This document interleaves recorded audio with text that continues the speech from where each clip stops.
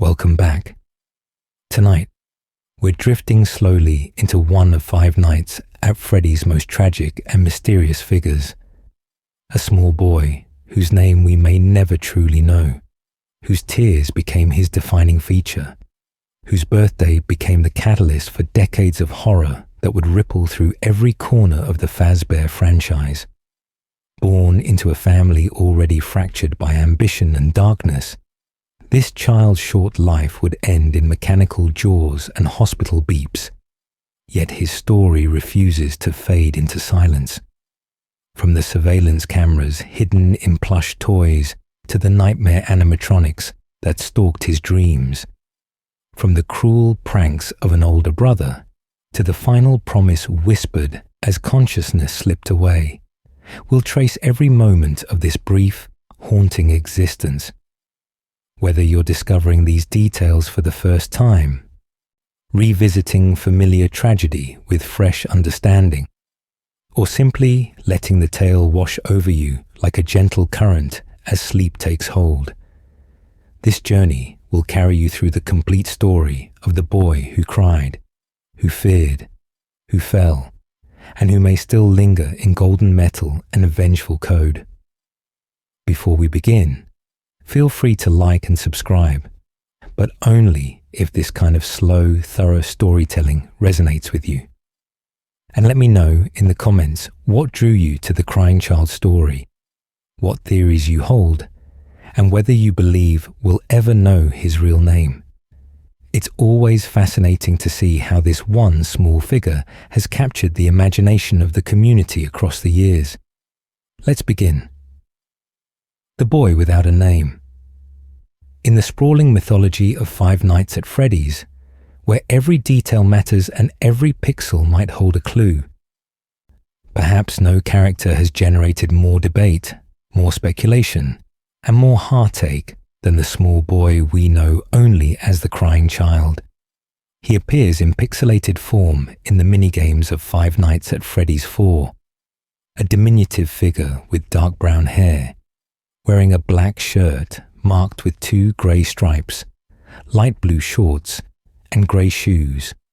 His face, in every appearance, is marked by a constant stream of tears running down his cheeks. Those tears give him his most common name, though the community has called him many things over the years. The Bite Victim, referring to the tragedy that ends his story. The Bite of 83 Victim, marking the specific year of his death. Some fans latched onto the name Chris in the early days, a fabrication that spread through the fandom like wildfire despite having no basis in any official material. Others advocate for Evan, derived from complex codes hidden in the survival logbook. A few argue for Dave, using different interpretations of those same cryptic puzzles. More recently, some theorists have proposed that he might even be Cassidy, turning conventional wisdom on its head. But for all the names proposed, all the theories constructed, all the evidence examined and re-examined over years of dedicated investigation, Scott Cawthon has never confirmed his identity. The Crying Child remains fundamentally a mystery. And perhaps that's fitting for a character whose entire existence seems defined by being overlooked, underestimated, and ultimately erased from the narrative of his own family. His older brother torments him. His father watches through hidden cameras but offers little comfort. His mother is absent from the story entirely, her fate and whereabouts never explained in the games. And the animatronics he should have loved. The characters meant to bring joy to children at Fredbear's family diner, become the instruments of his deepest terrors and eventual destruction. The Crying Child is the shortest human character in the entire 4th game, a detail that emphasizes his vulnerability and youth. He's portrayed as extremely timid, perpetually distressed, and possessed of a fear so profound that it manifests physically. He doesn't just dislike the animatronics, he's utterly terrified of them, to the point where merely being in their presence causes him to collapse, to curl into a fetal position, to cry uncontrollably until someone removes him from the situation. This isn't the rational caution of a child who understands danger. This is primal, visceral terror that suggests something deeper, some trauma or conditioning that has taught him to associate these mechanical performers with existential dread. Yet paradoxically, his room is filled with plushies of these very characters: Freddy Fazbear, Bonnie the Bunny, Chica the Chicken, and a foxy figure whose head has been torn off. When he approaches these plushies in the safety of his bedroom, text appears: "These are my friends." It's a heartbreaking contradiction. In cloth form, soft and controllable, he can love them. But in their full-sized animatronic incarnations, they represent his worst nightmares. This duality speaks to a child trying desperately to reconcile the world as it should be, colorful and fun and safe, with the world as he experiences it, dark and threatening and full of hidden dangers. The crying child is heavily implied to be the youngest son of William Afton, the series' primary antagonist, and the man responsible for so much of the horror that permeates the franchise. This connection places him at the center of the Afton family tragedy, a dynasty that would ultimately consume itself through murder, revenge, and an obsessive pursuit of immortality through mechanical means. He has an older brother, almost certainly Michael Afton, who takes sadistic pleasure in tormenting him. He likely has a sister, Elizabeth, though her fate at the claws of Circus Baby may occur before or after his own death, depending on how one interprets the timeline. His mother remains a phantom presence, mentioned in some supplementary materials, but never appearing in the games themselves. This is a child defined by absence, absent protection, absent comfort, absent agency in his own story. He's pushed, prodded, locked in rooms, forced into situations that terrify him, and ultimately placed into the very jaws that will kill him by people who should have protected him. The minigames that tell his story span 5 nights, 5 days leading up to his birthday party, each one marked by a countdown. 5 days until the party, 4 days until the party, and so on. It's a countdown to tragedy, though he doesn't know it yet. To him, it's just another source of dread, another event he'll be forced to attend at the restaurant that fills him with such overwhelming fear. The year is 1983. Fredbear's family diner is operating alongside, or perhaps has recently transitioned into, Freddy Fazbear's Pizza.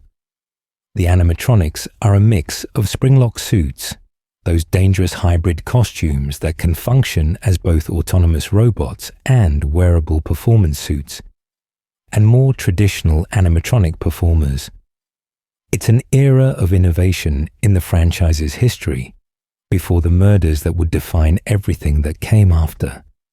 Though darkness already lurks in the Afton household, William's experiments have likely already begun.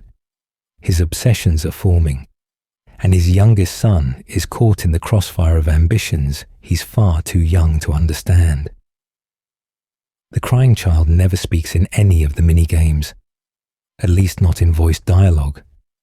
His only form of communication is his tears, his body language, his tendency to collapse when overwhelmed.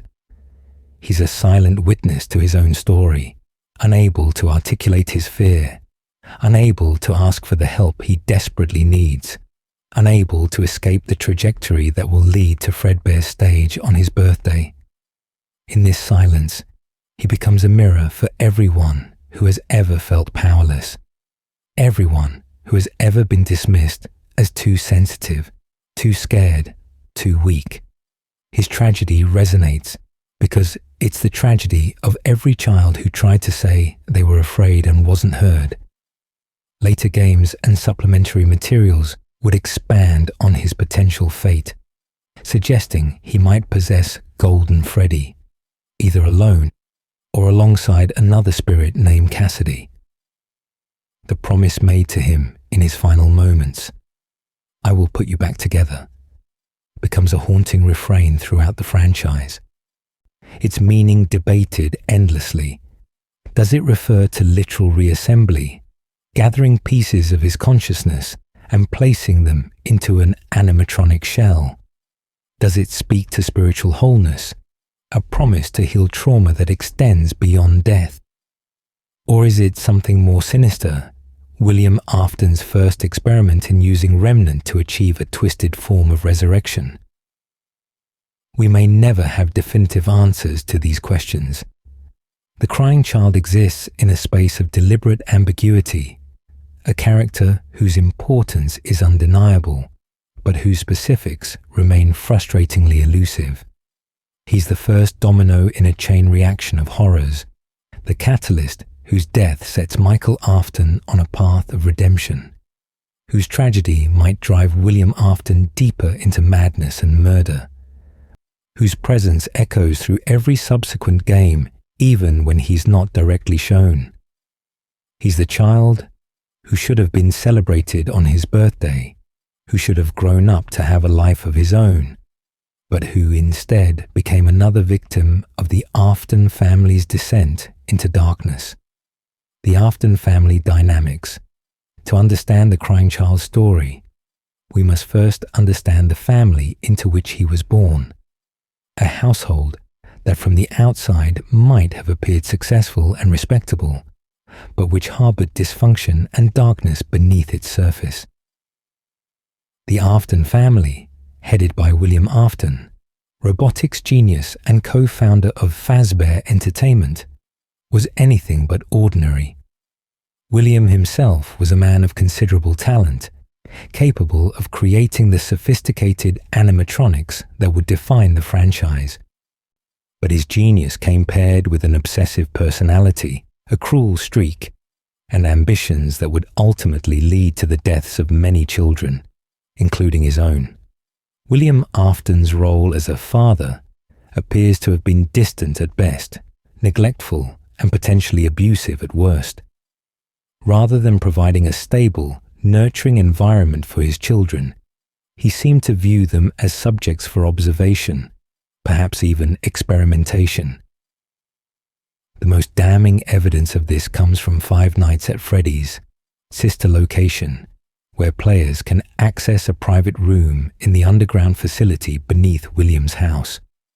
Inside this room, monitors display camera feeds from various locations, and crucially, these feeds show the crying child's bedroom and the hallway from Five Nights at Freddy's 4. The code to access this room is 1983, confirming the year of the crying child's death and William's connection to the surveillance. Even more tellingly, on the desk beneath these monitors sits a Fredbear plush, holding what appears to be a walkie-talkie or remote control. This strongly suggests that the Fredbear plush that follows the crying child throughout the minigames, the one that speaks to him, isn't merely a beloved toy. It's a sophisticated surveillance device through which William can monitor and potentially communicate with his son. The plush appears in multiple locations during the crying child's journey home from Fredbear's, always watching, always following. Its eyes track the child's movements in a way that's distinctly unnatural for an inanimate object. The pixels distort when the eyes follow the player, a visual glitch that draws attention to this disturbing feature. This revelation reframes every interaction the crying child has with the plush. When it tells him tomorrow is another day, after he's locked in his room by Michael, is that meant as comfort or mere observation? When it warns him about the animatronics, saying, "You know what will happen if he catches you," is it protecting him or reminding him of consequences William has already made clear? When it promises, "I will put you back together" in those final moments, Is it William speaking to his dying son, vowing to use his technological expertise to reverse death itself? The plush blurs the line between guardian and warden, between source of comfort and tool of control. Some theories suggest it might not be William speaking through the plush at all. The voice could belong to Elizabeth, the crying child's sister, whose spirit might have already possessed Circus Baby and gained the supernatural ability to communicate through electronic devices. Others point to the fact that the plush sometimes speaks while William is visible in the same scene, arguing this disproves the William theory. However, the plush could be operating on pre-recorded messages or could represent multiple speakers across different instances. Official merchandise has referred to it as the possessed Fredbear plush, which adds another layer of ambiguity. Is it possessed by a spirit, or is possessed being used more metaphorically to describe its strange, almost alive qualities? Regardless of who speaks through the plush, its presence represents a fundamental failure of parenting. Rather than directly comforting his terrified son, William monitors him remotely. Rather than addressing the source of the child's fear, he observes it. Rather than intervening in Michael's bullying, he watches it unfold. This pattern of distant surveillance rather than hands-on care helps explain why the crying child seems so isolated despite being surrounded by family. He's alone even when people are watching him, trapped in a house where cameras record his every move, but no one comes to hold him when he cries. Michael Afton, the crying child's older brother, serves as the more immediate source of torment in the boy's life. Michael is a teenager in 1983, old enough to know better, but young enough to still be acting out in cruel ways, without fully grasping the consequences.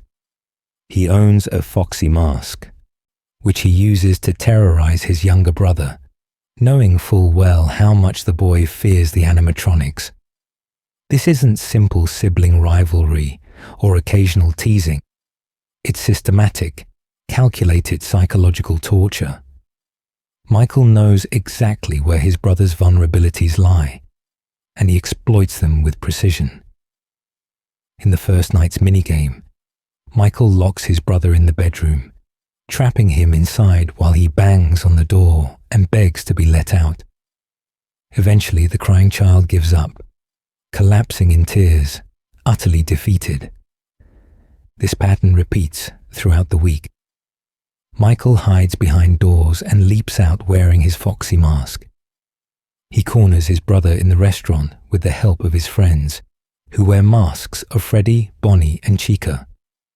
They block exits, preventing escape, forcing the crying child to confront the very fears he's been trying to avoid. At one point in the restaurant, the crying child encounters a staff member in a Fredbear suit and completely breaks down, unable to even walk past the animatronic. He curls up under a table, hiding, crying, until someone presumably removes him from the situation. But why does Michael do this? What drives a brother to torment his siblings so relentlessly? Later in the franchise, after the crying child's death, Michael expresses guilt and regret that suggests his actions weren't born of a genuine malice, but of teenage thoughtlessness, combined with perhaps his own troubled relationship with his father. In Sister Location's custom night, a voice widely believed to be Michael's reflects on past events, acknowledging mistakes. Some interpretations suggest Michael was trying to toughen up his brother, to force him to overcome his fears through exposure, not understanding that this approach was only making the trauma worse. Others propose that Michael was acting out his own unhappiness in the Afton household, taking out his frustrations on a vulnerable target. There's also the possibility that Michael was, consciously or unconsciously, following patterns set by William. If the father models distance, surveillance, and a willingness to use fear as a tool, the son might internalize these approaches as normal. Michael's ultimate plan, to force his brother's face into Fredbear's mouth for a big kiss, might have seemed to him like just another prank in a long series of them, not understanding that this time the consequences would be fatal.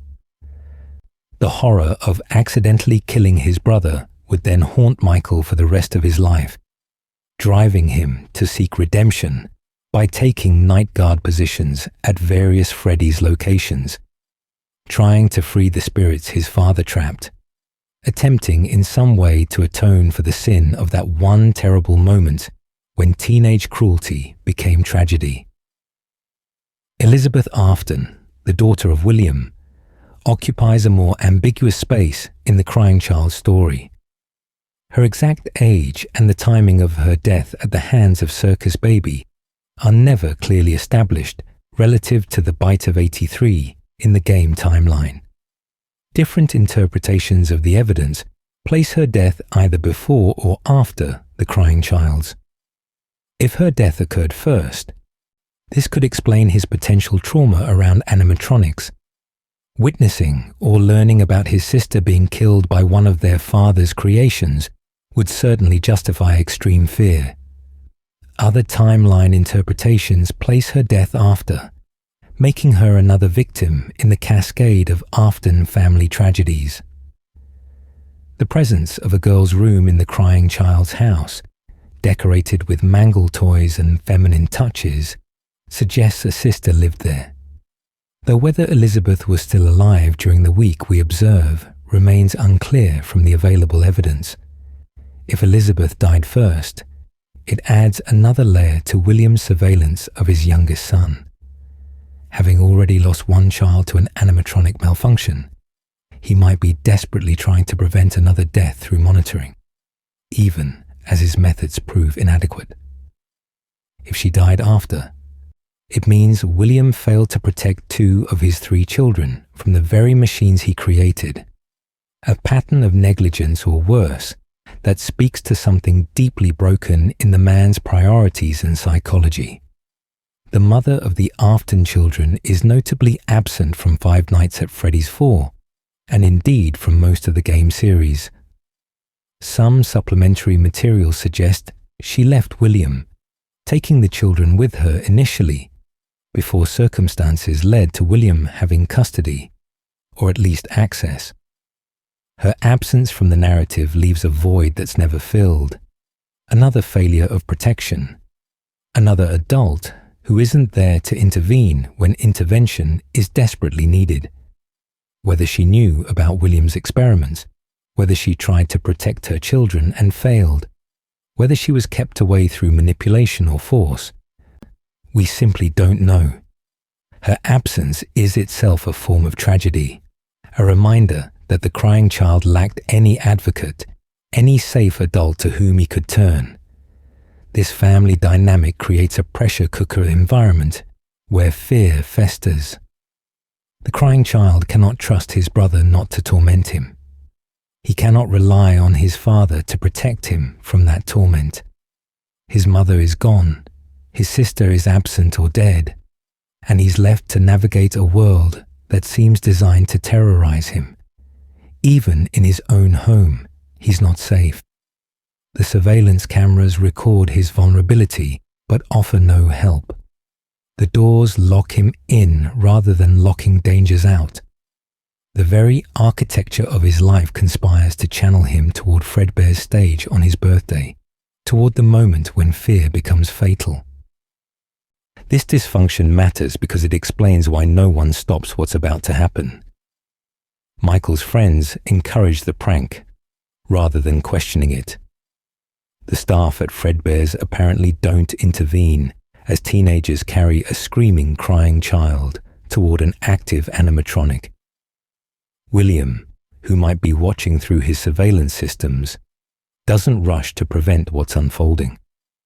The entire support system that should exist around a child is broken down, leaving him isolated at the moment of greatest danger. The Afton family, for all its technical genius and business success, is fundamentally broken, and the crying child pays the price for that brokenness with his life.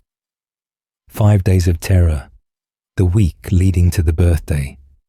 The story of the crying child unfolds across 5 nights of gameplay in 5 Nights at Freddy's 4, with each night followed by a mini-game that shows 1 day in the week leading up to his birthday party. These pixelated vignettes, presented in an Atari-style aesthetic that's both nostalgic and unsettling, build a picture of escalating dread, of a child trapped in a countdown to an event he doesn't want to attend, at a place that fills him with overwhelming fear. Each day brings new terrors, new confirmations that no one will protect him, new reasons to cry. Let's walk through them day by day, moment by moment, and understand the week that ended in tragedy. Day 1 begins with text fading onto the screen. 5 days until the party. It's a simple statement, but in context, it reads like a death sentence, a ticking clock marking the approach of something terrible. The minigame opens with the crying child locked in his bedroom, tears streaming down his pixelated face, utterly trapped. Michael has shut him in there, and no amount of banging on the door will summon help. The Fredbear plush appears, its presence both comforting and eerie, and speaks. What did he do this time? He locked you in your room again. Don't be scared. I am here with you. The child continues pounding on the door, a small figure expressing desperation through the limited vocabulary of pixels and simple animations. Eventually, exhausted and defeated, he gives up. He collapses to the floor, and the plush speaks again. Tomorrow is another day. It's meant as comfort, presumably, but there's a fatalistic quality to it, an acknowledgement that this pattern will continue, that tomorrow will bring more of the same fear and powerlessness. The minigame ends, transitioning to the actual gameplay portion of Night 1, where nightmare animatronics will stalk the child through his own bedroom. Day 2 opens with 4 days until the party, and this time the crying child is free to explore the house. The environment is small but detailed enough to convey atmosphere. There's the living room with its television, the room with mangled toys that suggests Elizabeth's presence, various closed doors that might hide Michael or other threats. The Fredbear plush follows the child as he explores, appearing in different locations, always watching. The child is drawn to the television, perhaps seeking some distraction or escape in whatever program might be playing. But Michael has been waiting for exactly this moment.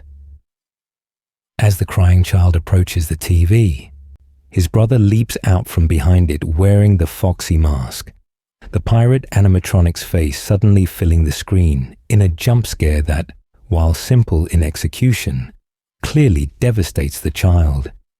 He collapses, crying, and again the plush offers its mantra. Tomorrow is another day.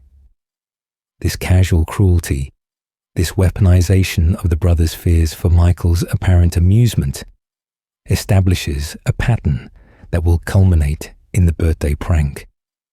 Michael knows his brother is terrified of the animatronics, and he's deliberately conditioning him to associate even simple household activities with sudden terror. Day 3 brings us to 3 days until the party, and this minigame takes place at Fredbear's family diner itself. The crying child is at the restaurant, presumably brought there by family despite his obvious distress. The Fredbear plush appears immediately as the scene begins, stating, "He hates you. You have to get up. You can get out this time, but you have to hurry." That first sentence is particularly chilling. He hates you. Is the plush referring to Michael, to William, to Fredbear himself? The ambiguity adds to the dread, the sense that multiple threats surround this child constantly. The restaurant environment is bustling with activity. Other children run around, staff members in animatronic suits perform and interact with guests. And somewhere in this chaos is the terrified crying child trying to navigate toward an exit. Moving right from the starting position, he can see a person wearing the Fredbear suit approaching. The plush immediately warns him, "No, don't you remember what you saw? The exit is the other way. Hurry and leave." This suggests the crying child has witnessed something traumatic involving someone in a Fredbear suit, something the plush expects him to remember and avoid. If the player attempts to go left instead, shadows of both Fredbear and Spring Bonnie appear in the distance, and the plush says, "You can find help if you can get past them. You have to be strong." But the child lacks that strength. When forced to advance toward the suited performer, he encounters a staff member in the full Fredbear costume, and his fear becomes total. He cannot muster the courage to walk past the animatronic. He breaks down completely, collapsing and hiding under a table, sobbing uncontrollably, while the message, "Tomorrow is another day," appears once more. Someone presumably finds him and takes him home, but the damage is done. The restaurant has been reinforced in his mind as a place of absolute terror. If the player explores to the right instead of going left initially, they can witness something disturbing. A figure often interpreted as William Afton in his purple guy appearance, standing in what looks like a spare parts room, helping someone into an animatronic suit. The image is ambiguous. It could represent innocent employee preparation, or viewers might be witnessing something more sinister. The crying child's perspective offers no clear explanation, just the image of his father engaged in mechanical work that involves putting people inside the very costumes that terrify him. This could be what the plush means when it says, "Don't you remember what you saw?" Suggesting the child has witnessed these backstage activities, has seen humans disappearing into the mechanical shells, and it's contributed to his understanding that the animatronics are not simply robots, but can contain something human, something potentially dangerous. However, the exact nature and significance of what he witnessed remains open to interpretation. Day 4, 2 days until the party, plays out similarly to day 2, but with variations. The child can explore the house again, and if he tries to leave through the front door, he'll find it locked. If he approaches certain rooms, he'll trigger encounters with Michael, or see things that reinforce his fears. The feeling of being trapped intensifies. Even his own home offers no sanctuary, no space where he can feel genuinely safe. The walls close in, metaphorically speaking, as the countdown continues. Outside the restaurant, in day 3, if the crying child manages to explore before his inevitable breakdown, he can encounter other children who offer disturbing hints about the world he inhabits. One child holds a Spring Bonnie plush and says, "Where's your plush toy? Mine is Spring Bonnie. My daddy says I have to be careful with him or I will pinch my finger. He is a finger trap," he says. This is actually a reference to the dangerous spring lock mechanisms. The child's father is warning about the very real danger these suits pose, but framing it as a simple caution about a toy. The innocent delivery makes the underlying danger even more unsettling. Another child, a girl with pigtails, says, when spoken to, "You'd better watch out. I hear they come to life at night."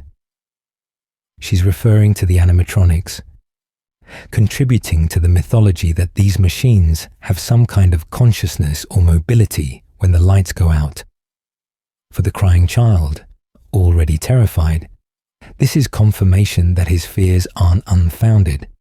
that other people also sense something wrong with these mechanical performers. Later, this same kind of playground law will be justified when actual murders occur and spirits possess the animatronics. But for now, it's just childhood superstition making an already frightened boy even more afraid. Throughout these days, the Fredbear plush is constant. It appears at the start of each minigame. It follows the child through the environments. It speaks words of questionable comfort. Its omnipresence should be reassuring. After all, it's portrayed as the child's companion, his friend. But there's something profoundly unsettling about how it's always watching, always there, always offering the same platitude.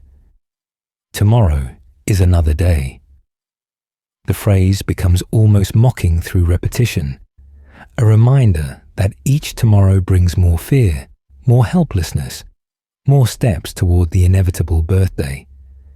In his bedroom, surrounded by his plush versions of the animatronics, the child can interact with them to trigger the text, "These are my friends." It's a heartbreaking moment every time it appears. These soft, controllable versions are safe. They're toys he can manipulate, arrange, play with without fear. But their real-world counterparts, the massive mechanical versions at Fredbear's, are monsters in his mind. He's trying to make sense of a fundamental contradiction. How can the same characters be both his friends and his worst nightmares? The answer, of course, is that they shouldn't be. A child shouldn't have to navigate this kind of cognitive dissonance. The very things meant to bring him joy have been corrupted by fear, whether through actual trauma he witnessed or simply through the combination of Michael's torment and his own sensitive nature. As the days count down, 5, 4, 3, 2, the tension builds not just for the crying child, but for the player experiencing this story. We know where this is heading. The minigames are titled in a way that makes the destination clear. Each interaction with Michael, each encounter at the restaurant, each moment of tears and collapse, they're all prologue to the tragedy. The child's powerlessness is mirrored in the player's powerlessness. We can't make different choices, can't warn him, can't intervene. We can only watch as a frightened boy is pushed step by inevitable step toward Fredbear's stage on his birthday. The week also establishes important elements of the FNAF 4 lore. We see Fredbear's family diner in operation in 1983, confirm the use of spring-lock suits, witness the presence of both child performers in costume and autonomous animatronics, and understand the relationship between the Afton household and the restaurant business. We learn that the crying child's bedroom is under surveillance, that his father has access to monitoring technology that would be sophisticated even by modern standards. We observe the complete absence of parental intervention, despite clear signs of a child in distress. And we build toward an understanding that will be confirmed in the 5th day. This birthday party will not be a celebration, but a catastrophe. The Fredbear plush, guardian or watcher.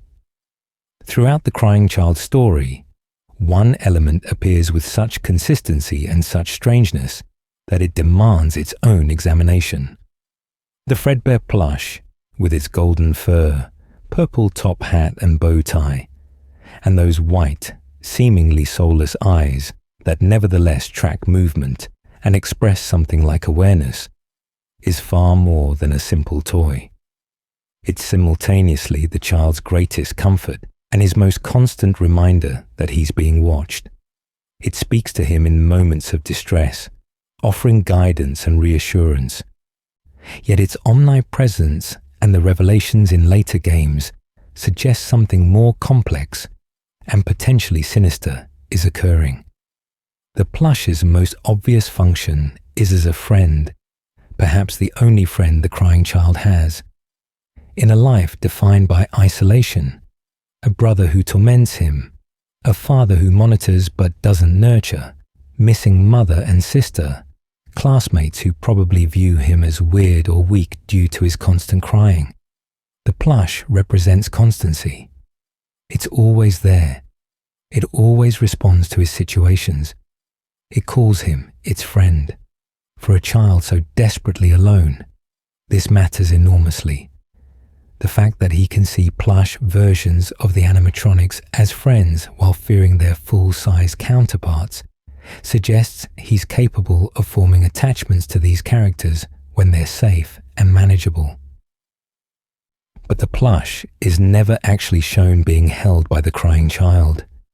This is a detail easy to miss, especially given how common it is to see fan art or hear people describe him as clutching his Fredbear plush. In reality, throughout all the minigames, the plush appears in the environment near him, follows him from location to location, and speaks, but it's never in his hands. It appears on the floor, on tables, on the grandfather clock, in corners of rooms, always watching from nearby, but never actually being carried. This creates an odd dynamic where the toy functions more like a guardian angel or monitoring presence than an actual comfort object a frightened child would hold. The sister location revelation about the private room adds crucial context. When players enter the room by inputting the code 1983, they find monitors displaying camera feeds. 2 of these feeds are unmistakably from Five Nights at Freddy's 4. One shows the bedroom where the crying child experiences his nightmares during gameplay, and another shows the hallway with the plush trap minigame. On the desk beneath these monitors sits a physical Fredbear plush holding what appears to be a walkie-talkie or remote control device. The implication is clear. The plush isn't just a toy. It's a camera, a monitoring device, possibly even a two-way communication system. This revelation recontextualizes every appearance of the plush in the minigames. When it appears on the grandfather clock, watching the hallway, that's not anthropomorphizing a stuffed animal. It's literally a camera positioned for optimal coverage. When it seems to follow the crying child from room to room during his exploration of the house, it's possible there are multiple plushies positioned throughout, each serving as a monitoring point. When its eyes follow the player's movement in-game, creating those odd pixel distortions that draw attention to the tracking, it's because those eyes are actual camera lenses, not just button eyes on fabric. The voice that speaks through the plush becomes the next question. The most popular theory, and the one that seems most supported by the sister location evidence, suggests that William Afton might be speaking to his son through the surveillance system. This would explain why the plush always seems to know what's happening to the child, if William is literally watching it happen in real time. It would explain the protective warnings. William, despite his many failures as a father, might genuinely want to prevent his son from being harmed, even if he's going about it in the most emotionally distant, technologically mediated way possible. And it would explain the final promise, "I will put you back together." That's exactly the kind of thing William would say. A roboticist who believes death can be overcome through sufficient technological innovation. However, the William speaks through the plush theory has some complications. In at least one minigame, the plush speaks, while William Afton is visibly present in the same scene. Some argue this disproves the theory entirely. How can William be speaking through the plush when we can see him standing nearby? Others counter that the messages might be pre-recorded, triggered by certain situations or by William pressing buttons on his remote monitoring system. Alternatively, different instances of plush speech might come from different sources at different times, with some being William and others being something else. That something else has generated its own theories. One popular alternative is that Elizabeth often speaks through the plush, particularly in the final moments. If Elizabeth died in Circus Baby before the crying child's death, and if being killed by an animatronic allows one's spirit to possess mechanical systems, then Elizabeth might have the ability to communicate through electronic devices in the Afton household. The promise to put you back together might then be a sister trying to comfort her brother with words that echo what she's experienced herself. Baby put her back together in a horrific fusion of child and machine, and Elizabeth might believe the same could be done for her brother. Another theory points to Charlotte Emily, Henry's daughter who becomes the puppet. Charlie's death at William's hands occurs before or around the same time as the crying child's death. Her spirit possesses the security puppet and later demonstrates the ability to grant life to other children's spirits, helping them possess the animatronics. If Charlie's spirit has some awareness of the crying child's situation, she might reach out through whatever channels are available, including the surveillance system William has created. The protective nature of the plush's warnings would align with Charlie's later role as a guardian of the other spirits. Some merchandise has labeled the plush as the possessed Fredbear plush, which adds yet another layer. Is it possessed by an actual spirit, or is possessed being used more metaphorically to describe how it seems to have a life of its own through the surveillance technology? The ambiguity appears deliberate, Scott Cawthon's habit of providing just enough information to generate theories, but not enough to definitively solve mysteries. The content of what the plush says is worth examining beyond just who might be saying it. Tomorrow is another day appears repeatedly, a phrase that's meant to be comforting but carries darker implications. Yes, tomorrow will come, but what does tomorrow hold for this child? More torment from Michael, more exposure to the restaurant he fears, more surveillance without genuine care. Tomorrow is another day also suggests patience. Wait it out, endure, survive until tomorrow. But it never promises that tomorrow will be better, only that it will exist. These are my friends. Appearing when the child examines his plushies might not be the child's thought at all, but rather the plush speaking, trying to reframe the child's relationship with the animatronic characters. If William is behind this, it could be an attempt at desensitization therapy, trying to make his son less afraid by asserting that the characters are friendly. If it's Elizabeth or Charlie, it might be trying to offer a different perspective, to show that the spirits within the machines can be friendly even if the machines themselves are frightening. The warnings the plush provides in Day 3 are particularly interesting. Don't you remember what you saw? And you know what will happen if he catches you. These imply the crying child has witnessed something specific that should make him cautious around the suited performers. Did he see his sister taken by Circus Baby? Did he witness a springlock failure? Did he see William or another employee doing something threatening in the back rooms? The plush speaks as if this knowledge should be clear, but it never explicitly states what you saw refers to, leaving players to speculate about what trauma might be, underlying the child's general fear of animatronics. And finally, that most famous line, saved for the very end, I will put you back together.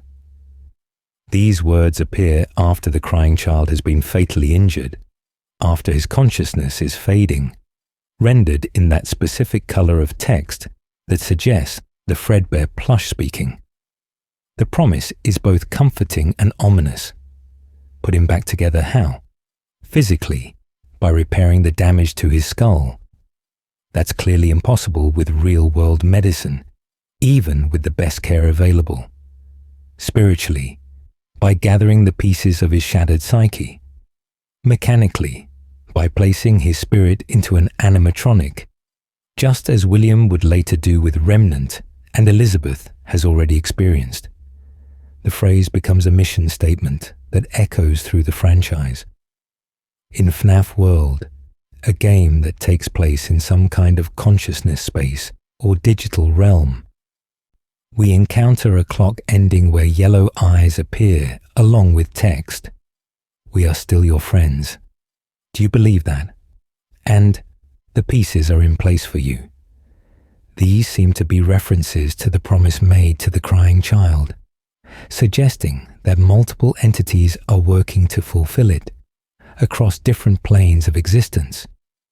Whether this represents a genuine attempt to help the crying child find peace or something more sinister, where his pieces are being assembled for purposes he wouldn't choose, remains open to interpretation. The Fredbear plush ultimately represents the complicated nature of care in the Afton household. It shows that someone is paying attention to the crying child's situation. Someone is aware of his fear and his suffering.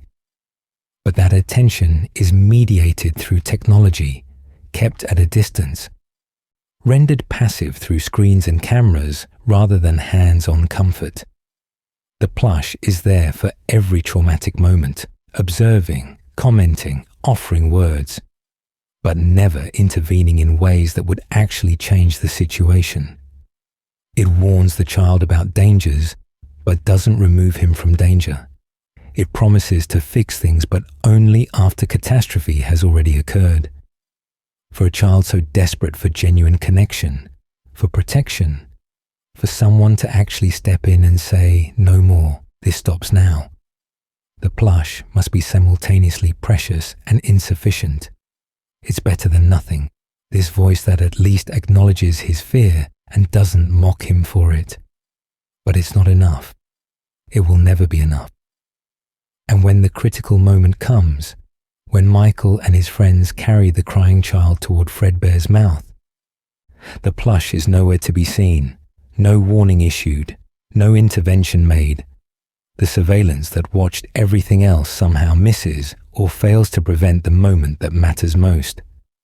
The bite of 83. A birthday turned tragedy, and so we arrive at the moment that gives the crying child his other name. The event that ends his brief life and begins ripples that will spread through decades of horror. The fifth day, the day of the party, begins with text that has haunted the franchise ever since. Night 5. No countdown appears this time. No 0 days until the party. We've arrived at the destination toward which everything has been building, and the minigame that follows is brief, brutal, and devastating in its simplicity. The scene opens at Fredbear's family diner. It's party time. The restaurant is bustling with activity, and somewhere in this chaos is a terrified child who never wanted to be here, who begged in every way a child can beg not to attend his own birthday party at the place that fills him with such overwhelming dread. But his protests, his tears, his collapses and nightmares, none of it mattered. He's here anyway, brought by a family that either dismissed his fears as childish nonsense, or perhaps perversely believed forcing him to attend would somehow cure him of his phobia. Michael Afton and his friends are in attendance, wearing their now familiar masks: Foxy, Freddy, Bonnie, and Chica. These masks aren't just costumes. They're weapons, psychological tools that Michael has used all week to torment his brother. Now, gathered together at the restaurant, the teenagers spot their target. The crying child is hiding under a table near the prize counter, trying to make himself as small as possible, probably hoping to simply endure the party until he can go home. But Michael has other plans. What happens next unfolds with horrifying inevitability. Michael and his friends approach the hiding child. They corner him, preventing escape, and then they grab him. The crying child struggles, but he's small and they're much larger. Teenagers versus a young boy, who probably isn't more than 7 or 8 years old. They lift him off the ground, his small, pixelated form rising, as they carry him toward the stage where Fredbear stands, that golden bear that has featured in so many of his nightmares. The character his namesake plush represents.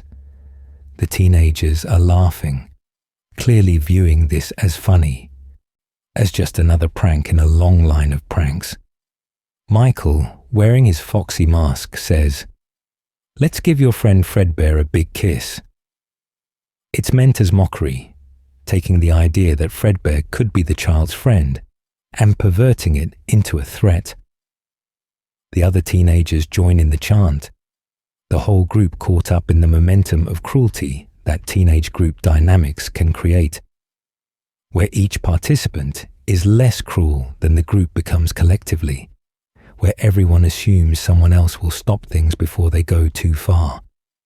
But no one stops things. They carry the screaming, crying, struggling child up to Fredbear's stage.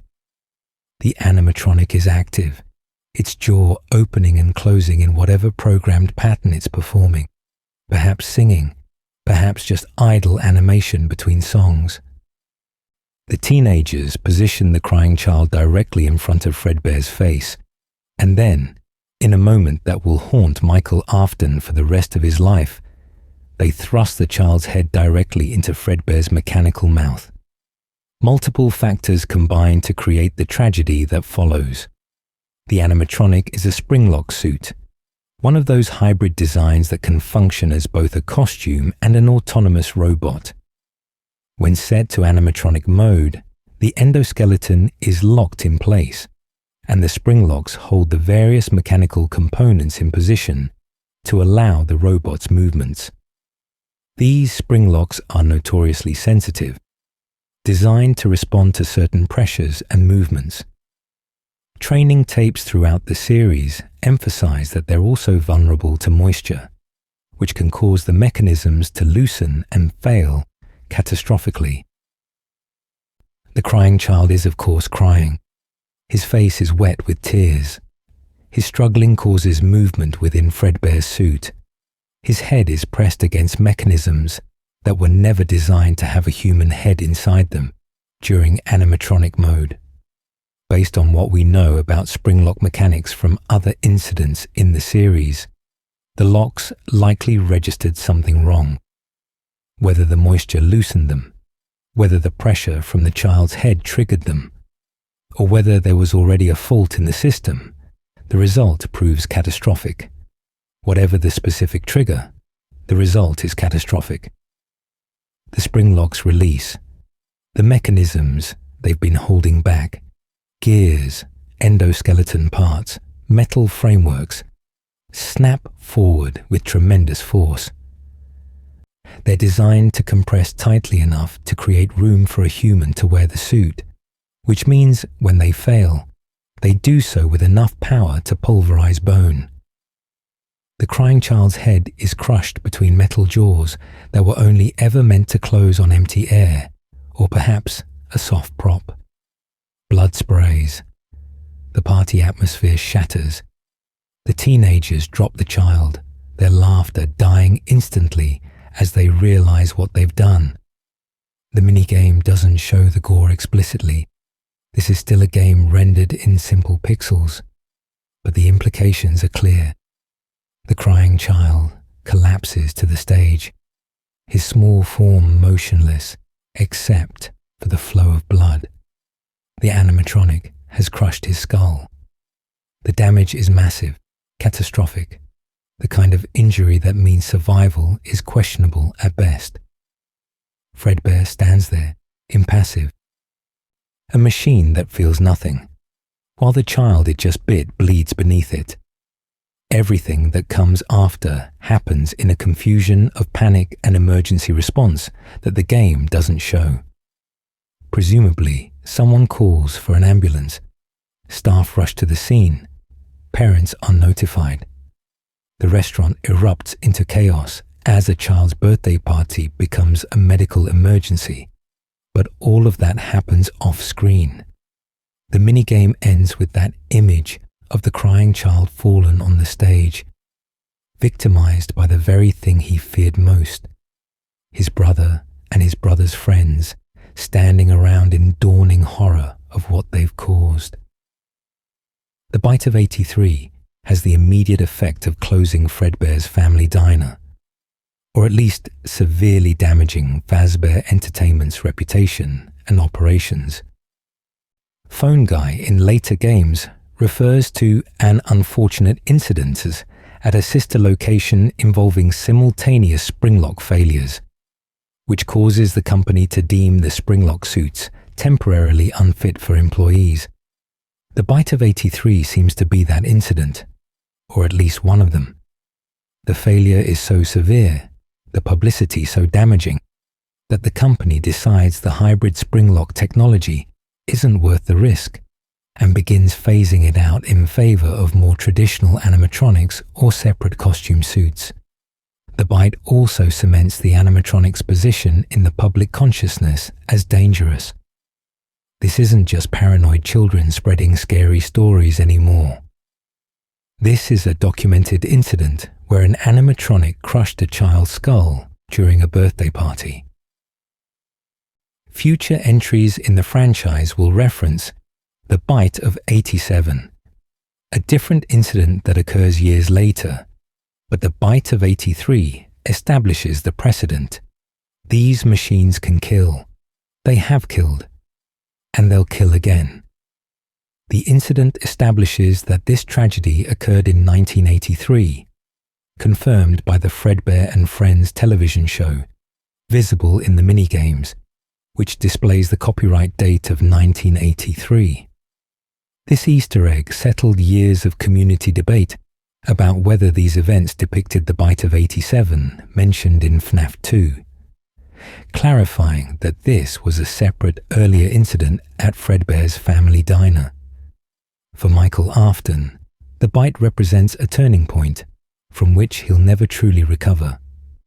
In later games, particularly in Sister Location, there are suggestions that Michael is driven by guilt and a need for redemption. He takes dangerous night guard positions, entering locations where the animatronics are active and hostile, perhaps seeking punishment, perhaps seeking to free the spirits his father has trapped, perhaps simply trying to do something, anything, to atone for the moment his teenage cruelty killed his brother. The fact that he eventually allows himself to be scooped by the Funtime animatronics in Sister Location, effectively accepting his own death to further his goals, suggests someone carrying enormous guilt. For William Afton, the implications are more complex and more disturbing. His youngest son has been killed by an animatronic of his design in a restaurant he co-owns at a party celebrating the boy's birthday. This should be a moment of profound grief and reckoning. But William's response, as we'll see in the hospital sequences and beyond, seems less focused on mourning and more focused on a desperate attempt to reverse death through technological means. The promise to put him back together becomes a project, an experiment, a chance to test whether remnant and spirit possession can restore what's been lost. William's grief, if he feels it at all, manifests as an obsessive pursuit of resurrection that will ultimately lead to more deaths, more spirits trapped in animatronics, more tragedy compounding tragedy. The bite of 83 is also notable for what it clarifies about the timeline. For years, fans debated whether Five Nights at Freddy's 4 showed the bite of 87, a separate incident mentioned in the second game. The presence of the Fredbear and Friends television show, with the copyright date 1983, visible in the background during one of the minigames, eventually settled this debate. This is the bite of 83, a distinct event from the bite of 87, and it takes place at Fredbear's family diner, rather than at a Freddy Fazbear's Pizza location. The incident establishes several important precedents that shape the entire franchise. It demonstrates that the Springlock suits are fundamentally dangerous, validating the paranoia and fear that might seem excessive initially. It shows that Fazbear Entertainment's approach to safety is inadequate. Where were the staff preventing teenagers from putting a child's head in an animatronic's mouth? How was this even possible?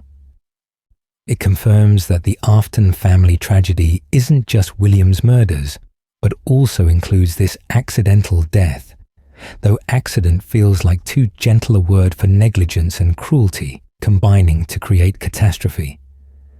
And for the crying child himself, in those final conscious moments before he passes out on the stage, as his brother's mask comes into focus one last time, as he realizes that his worst fears have been validated, that the animatronic has indeed hurt him, that nobody is going to save him, the betrayal must be total.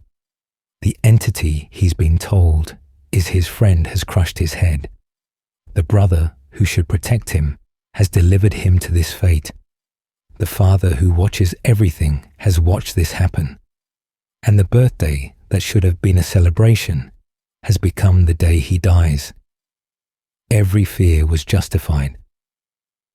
Every tear was warranted, and nobody listened. Hospital vigil and final moments. After the bite, after the blood and panic and emergency responders, the crying child is rushed to a hospital where he clings to life despite the catastrophic damage to his skull. The 6 Nights minigame opens to a scene that would be almost peaceful if not for the context.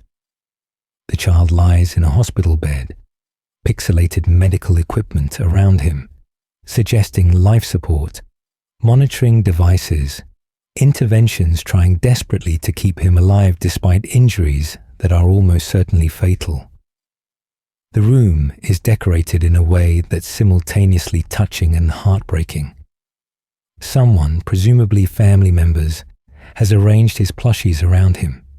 Freddy, Bonnie, Chica, and the headless Foxy sit on the table beside his bed. Those same friends he spoke to in his bedroom throughout the week. The Fredbear plush is present too, of course, positioned where it can watch, where William, or whoever speaks through it, can maintain surveillance even in this most private of moments. An IV stands nearby, feeding him medicine or nutrients or whatever can be done to support a body that's failing. Pills sit on the nightstand, possibly pain medication, possibly anti-seizure drugs, to address swelling in what remains of his brain. On day 6, the child's consciousness seems to flicker in and out.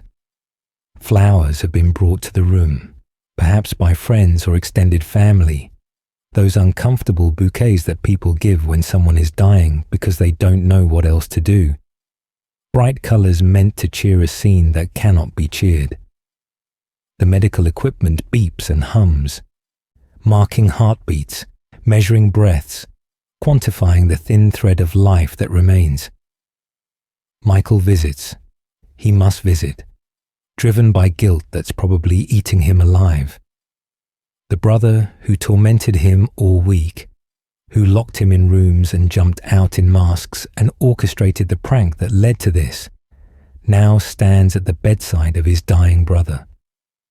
There's a possibility shown in some interpretations where Michael speaks, where he tries to apologize, where the words tumble out in desperate attempts to undo what cannot be undone. "I'm sorry" means nothing to someone whose skull has been crushed. "I didn't mean for this to happen" doesn't reverse the bite. But Michael probably says these things anyway, because what else can he say? What other words exist for a moment like this? The Fredbear plush speaks periodically throughout the child's fading consciousness. These moments appear as brief text exchanges, the plush apparently trying to maintain some connection with the child as he slips away. "Can you hear me? I don't know if you can hear me. I'm sorry. There's an admission of failure in those words, suggesting that whatever the plush was meant to do, protect, comfort, guide, it has fallen short in the most fundamental way possible. The child is dying, and the surveillance, the warnings, the promises, none of it prevented this outcome. The plushies on the table take on symbolic weight during these hospital sequences. In some perspectives, during the night 5 post-bite sequence, flower petals appear scattered near them, and the plushies themselves seem to fade in and out, as if the child's hold on reality is loosening. These toys that represented safety and friendship throughout the week now serve as witnesses to death, silent companions on the journey from life to whatever comes after. Controversy exists in the community about exactly what the child hears or experiences in these final moments. Some interpret the plush's words as William speaking through the device, desperately trying to reach his son, promising things he can't deliver. Others see it as Elizabeth, a sister spirit trying to comfort her brother from whatever mechanical afterlife she inhabits in Circus Baby. Still others point to the shift in text color and style, suggesting that maybe the entity speaking in the final moments isn't the same as the one who spoke earlier, that perhaps someone or something else intervenes. Night 6 ends ambiguously. The child is still alive, still clinging to consciousness, but clearly fading. The doctors have presumably done everything they can. William Afton, despite all his genius with robotics and technology, cannot fix this. No amount of surveillance equipment or monitoring systems can reverse the damage done by those spring locks. The family keeps vigil, Michael probably consumed by guilt, William perhaps already planning whatever experiments he believes will fulfill his promise to put him back together. Then comes the final minigame, after Night 6 is completed. This sequence is brief, but carries enormous weight in the lore. The screen shows the crying child's plushies arranged around him, and they begin to speak. Freddy, Bonnie, Chica, and Foxy each say something. Lines that suggest farewell, that acknowledge what's coming. "We are still here," they say. "I assure you, I am still here." The child, in his fading consciousness, seems to hear his friend speaking, though whether this is hallucination, genuine spiritual communication, or the fever dreams of a dying brain is left ambiguous. The flower petals continue to fall or fade, visual symbolism for life slipping away. The plushies themselves seem to flicker, to lose solidity, as if the child's perception is fragmenting. And then the Fredbear plush appears, larger than the others, its presence dominating the scene. The text color changes, suggesting this is different, important, the moment toward which everything has been building. The plush says, "We are still your friends. Do you believe that?" It's a question that cuts to the core of the child's tragedy. After everything he's experienced after being bitten by the very animatronic his namesake plush represents, after his brother used masks of these characters to torment him, after his fears were dismissed and his tears were mocked, can he still believe they're his friends? Can friendship survive betrayal? Can trust exist after catastrophic failure? The question hangs in the air, unanswered by the child, who may no longer be conscious enough to respond. And then comes the final promise. "I will put you back together." The screen fades. The familiar sound of a heart monitor flatline plays, that single sustained tone that every medical drama has taught us means death.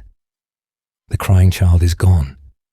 His body has given up the struggle, his brain too damaged to continue functioning, his small form finally released from pain and fear.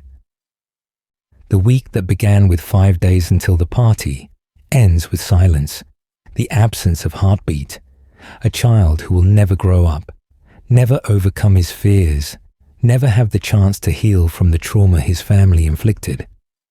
The promise to put him back together lingers in the air, unresolved.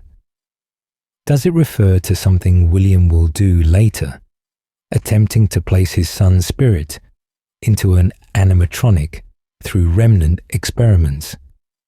Does it speak to supernatural intervention, some entity like the puppet who will help the child's spirit find a vessel? Does it mean the child will be reformed in death, his consciousness reconstructed in some afterlife or digital realm? Or is it simply an empty promise, words of comfort that cannot be fulfilled, a father's desperate declaration in the face of powerlessness? Later games will reference this promise repeatedly.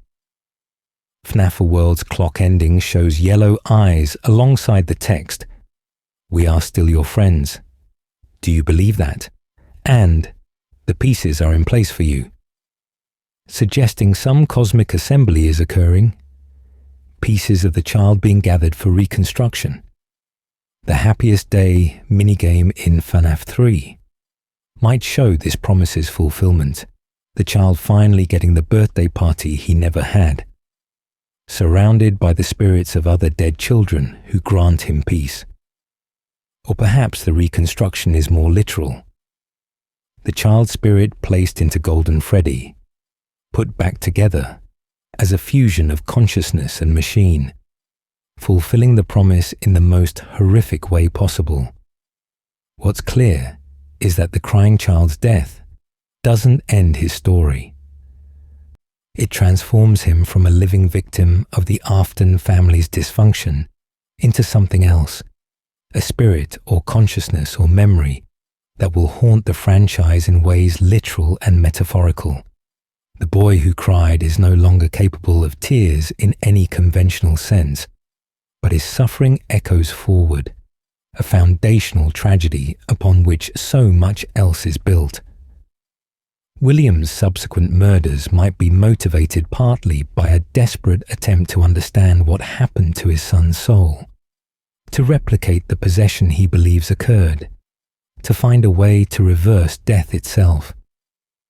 Michael's quest for redemption stems directly from the guilt of this moment. Even Henry Emily, William's business partner, is affected. If Fredbear's technology killed the crying child, then Henry shares some responsibility for creating those dangerous spring-lock suits. The hospital scenes also cement something important. The crying child is genuinely dead. This matters for certain theories and debates within the community. If the child survived somehow, continued living in some capacity, then theories that place him as Michael Afton, the Mike victim theory, remain possible. But the flatline, the fade to black, the references in later games to the Bite victim's death, all strongly suggest this is final. The crying child's story as a living person ends in that hospital bed, surrounded by plushies that couldn't protect him, monitored by devices that couldn't save him, with a promise that may or may not be fulfilled depending on how one interprets the cryptic lore of subsequent entries. For players experiencing this story, the emotional impact of the hospital sequences can't be overstated. We've spent a week following this frightened child, watching him be tormented and ignored and pushed toward tragedy. We've tried to help him survive the nightmares that plague him each night. We've witnessed his powerlessness and fear. And now we watch him die slowly in a hospital bed, despite the best efforts of medicine and whatever supernatural promises are whispered by plush toys. It's not a jump-scare death, not a sudden shocking moment. It's a slow fade, a child slipping away, which in many ways is more disturbing than any monster could be. The tragedy of the crying child is complete. Born into a broken family, tormented by his brother, monitored but not protected by his father, ultimately killed by the very thing he feared most, his death observed and recorded, but not prevented. He got no chance to overcome his fears, to grow into someone who might have found peace with the animatronics, or at least learned to exist alongside them. He was simply eliminated, removed from the story at its earlier stages, his potential crushed along with his skull by mechanical jaws that were never meant to close on human flesh. And yet, as we'll explore in the sections to come, death in the world of Five Nights at Freddy's is rarely final. Spirits linger, possession occurs, consciousness transfers. The boy who died in 1983 may have a presence in 1987, 1993, 2023, or beyond. The pieces might indeed be put back together, though whether that's a blessing or another curse depends entirely on how one views existence as a spirit trapped in mechanical shell, forever playing out patterns that can never truly end. The identity debates, Evan, Chris, or another. Perhaps no aspect of the crying child's lore has generated more fierce debate, more intricate theories, and more community division than the simple question, what is his name? Scott Cawthon has never officially confirmed the character's identity, leaving a vacuum that fans have attempted to fill through increasingly elaborate interpretations of evidence scattered across games and supplementary materials. The names proposed range from Evan to Chris, to Dave to Cassidy, each with its own supporting arguments and each with detractors who point to flaws in the reasoning. Let's examine the major theories and understand why this question remains one of the franchise's most persistent mysteries. The earliest fan-given name was Chris, short for Christopher Afton. This name has absolutely no basis in any official material. It appears to have emerged simply because the community needed something to call the character, and Chris shares some phonetic similarity with crying child if you squint at it. The name spread rapidly through fan art, fan fiction, and YouTube videos, to the point where many fans who came to the franchise later genuinely believed Chris was canonical. But it's not. It's pure fanon, a community creation that has been thoroughly debunked, and yet still persists in some corners simply through momentum and familiarity. Most serious theorists have abandoned Chris entirely, though you'll still see the name pop up occasionally in casual discussions or older content. The first name theory with actual evidentiary support came from analyzing the Five Nights at Freddy's survival logbook, a physical book Fazbear Entertainment ostensibly gives to security guards. This book is filled with puzzles, hidden messages, and cryptic elements that have been analyzed exhaustively. In particular, the book seems to contain communications between three entities: Michael Afton, who writes in red pen and is the ostensible owner of the logbook; Cassidy, who writes in faded text and appears to be asking questions from beyond death; and a third entity that alters existing text in the book, referred to as the altered text communicator. Reddit user Wolfie, 1340 Kingdom, proposed a method for extractating a name from the logbook through the altered text messages. By examining specific questions that Cassidy asks and finding where the crying child, presumed to be the altered text communicator, responds, then using those page numbers and positions to extract letters from a word search grid in the Foxy section of the book, the name Evan can be spelled out. The process is complex, involving multiple steps. Identify which questions Cassidy asks that the crying child answers. Use the tally marks to indicate positions. Apply these to the word search grid, and the letters EVAN appear when you follow the method correctly. This theory gained significant traction, particularly after MatPat of Game Theory covered it in one of his videos, giving it the massive platform his channel provides. Many in the community began accepting Evan as the likely canonical name. It seemed to fit. It was derived through a puzzle-solving process, which is exactly Scott Cawthon's style, and having any name felt better than continuing to refer to the character as the crying child indefinitely. However, the Evan theory has significant problems. The method used to extract the name requires switching approaches partway through.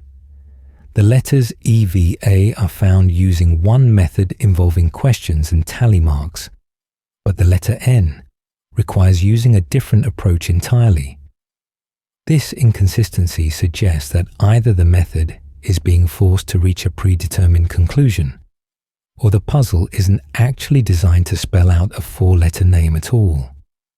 Critics of the Evan theory point out that you could probably use similarly creative interpretation to extract other names from the logbook if you tried hard enough, suggesting the whole thing might be pareidolia, seeing patterns that aren't actually there.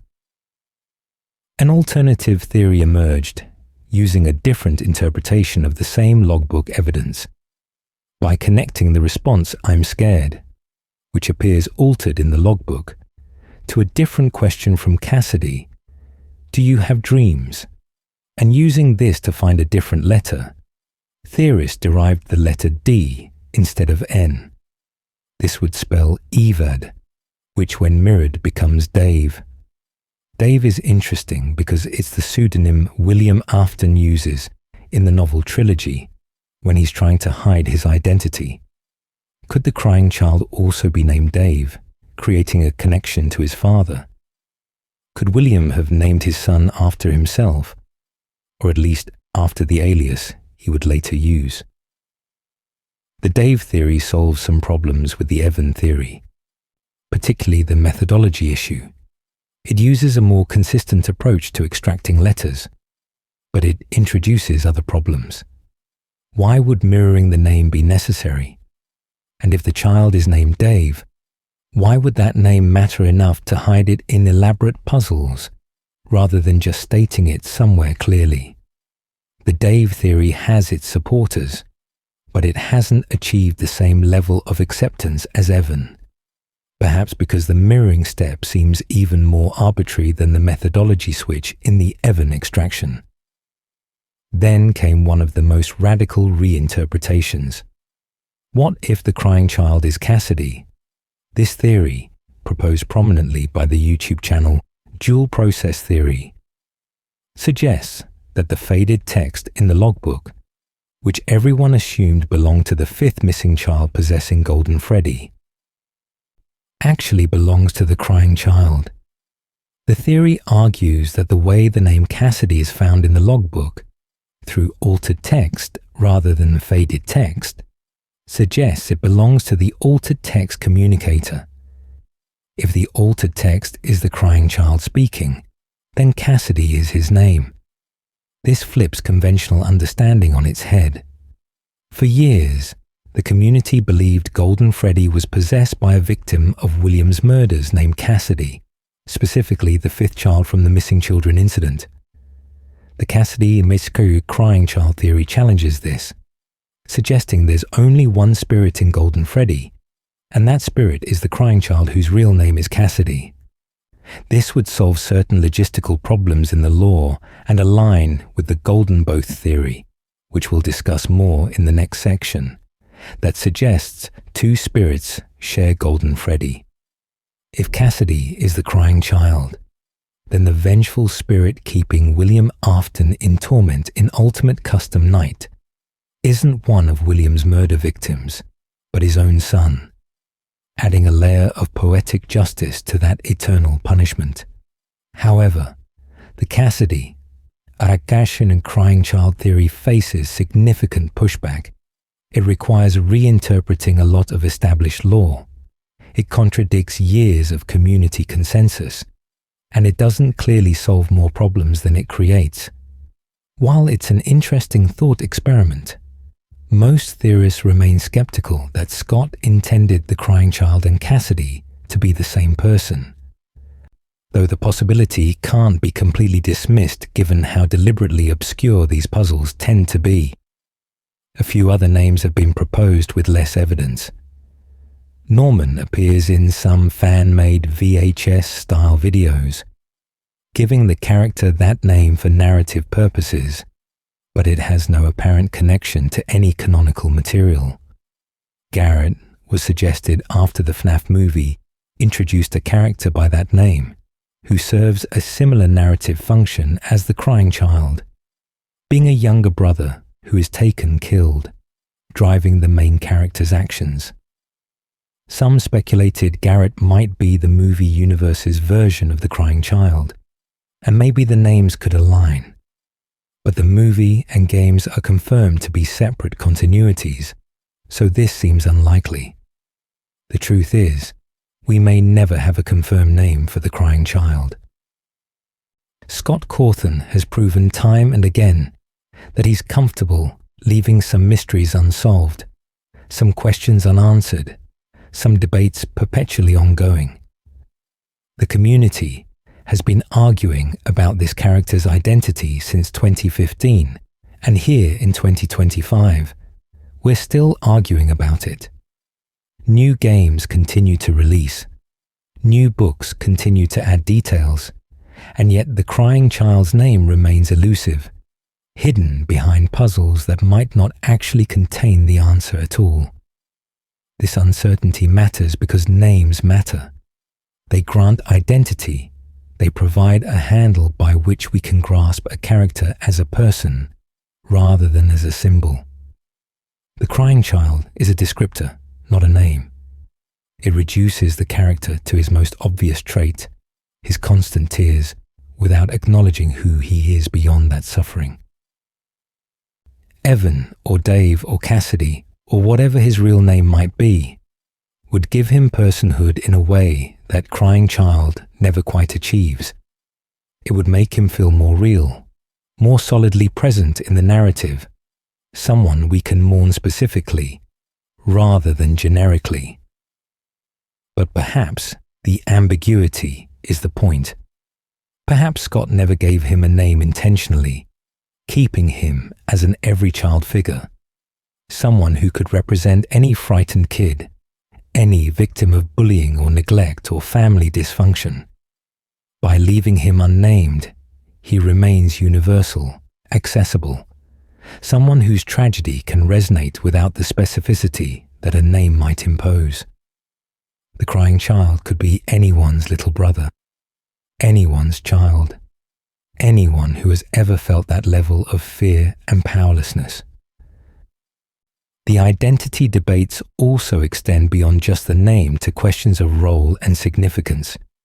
Is the crying child possessed by Michael Afton, Mike Victim theory, or is he Michael's younger brother, Mike Bro theory?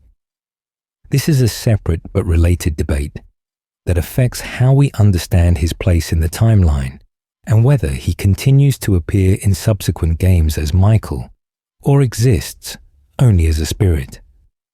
The Mike Bro theory has gained significant support in recent years, with evidence from the Five Nights at Freddy's character encyclopedia and other sources suggesting that Michael Afton is the older brother rather than the crying child himself.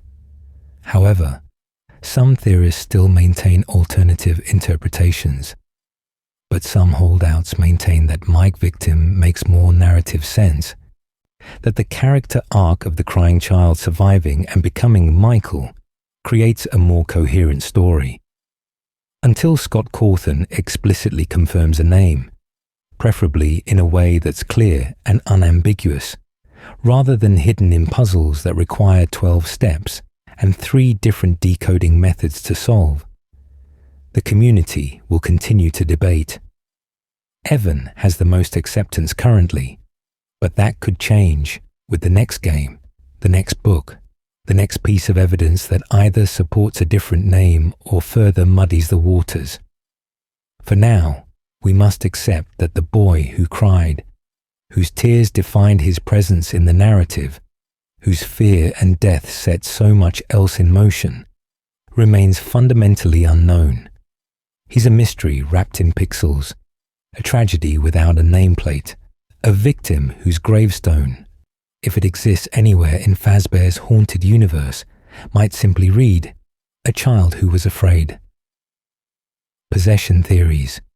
Where did his soul go? In the world of Five Nights at Freddy's, death is rarely an ending. Children killed by William Afton possess the animatronics that contain their bodies, creating the haunted machines that define the franchise. Charlie Emily's spirit inhabits the security puppet, granting her the ability to help other spirits find their vessels. Elizabeth Afton merges with Circus Baby, creating a fusion of child and machine with disturbing sentience. With this established pattern of death leading to possession, the question naturally arises, what happened to the crying child spirit after the bite of 83?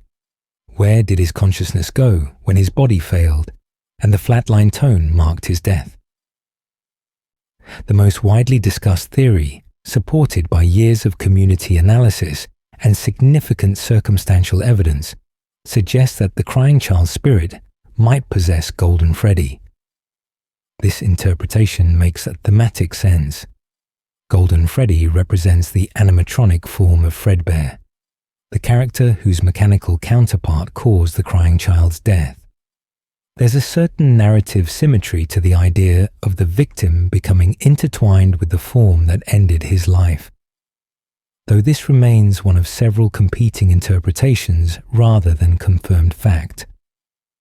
Fredbear bit the child, and so the child's spirit might naturally gravitate toward Fredbear's remains, seeking to inhabit the form that ended his life. Evidence for this theory comes from multiple sources.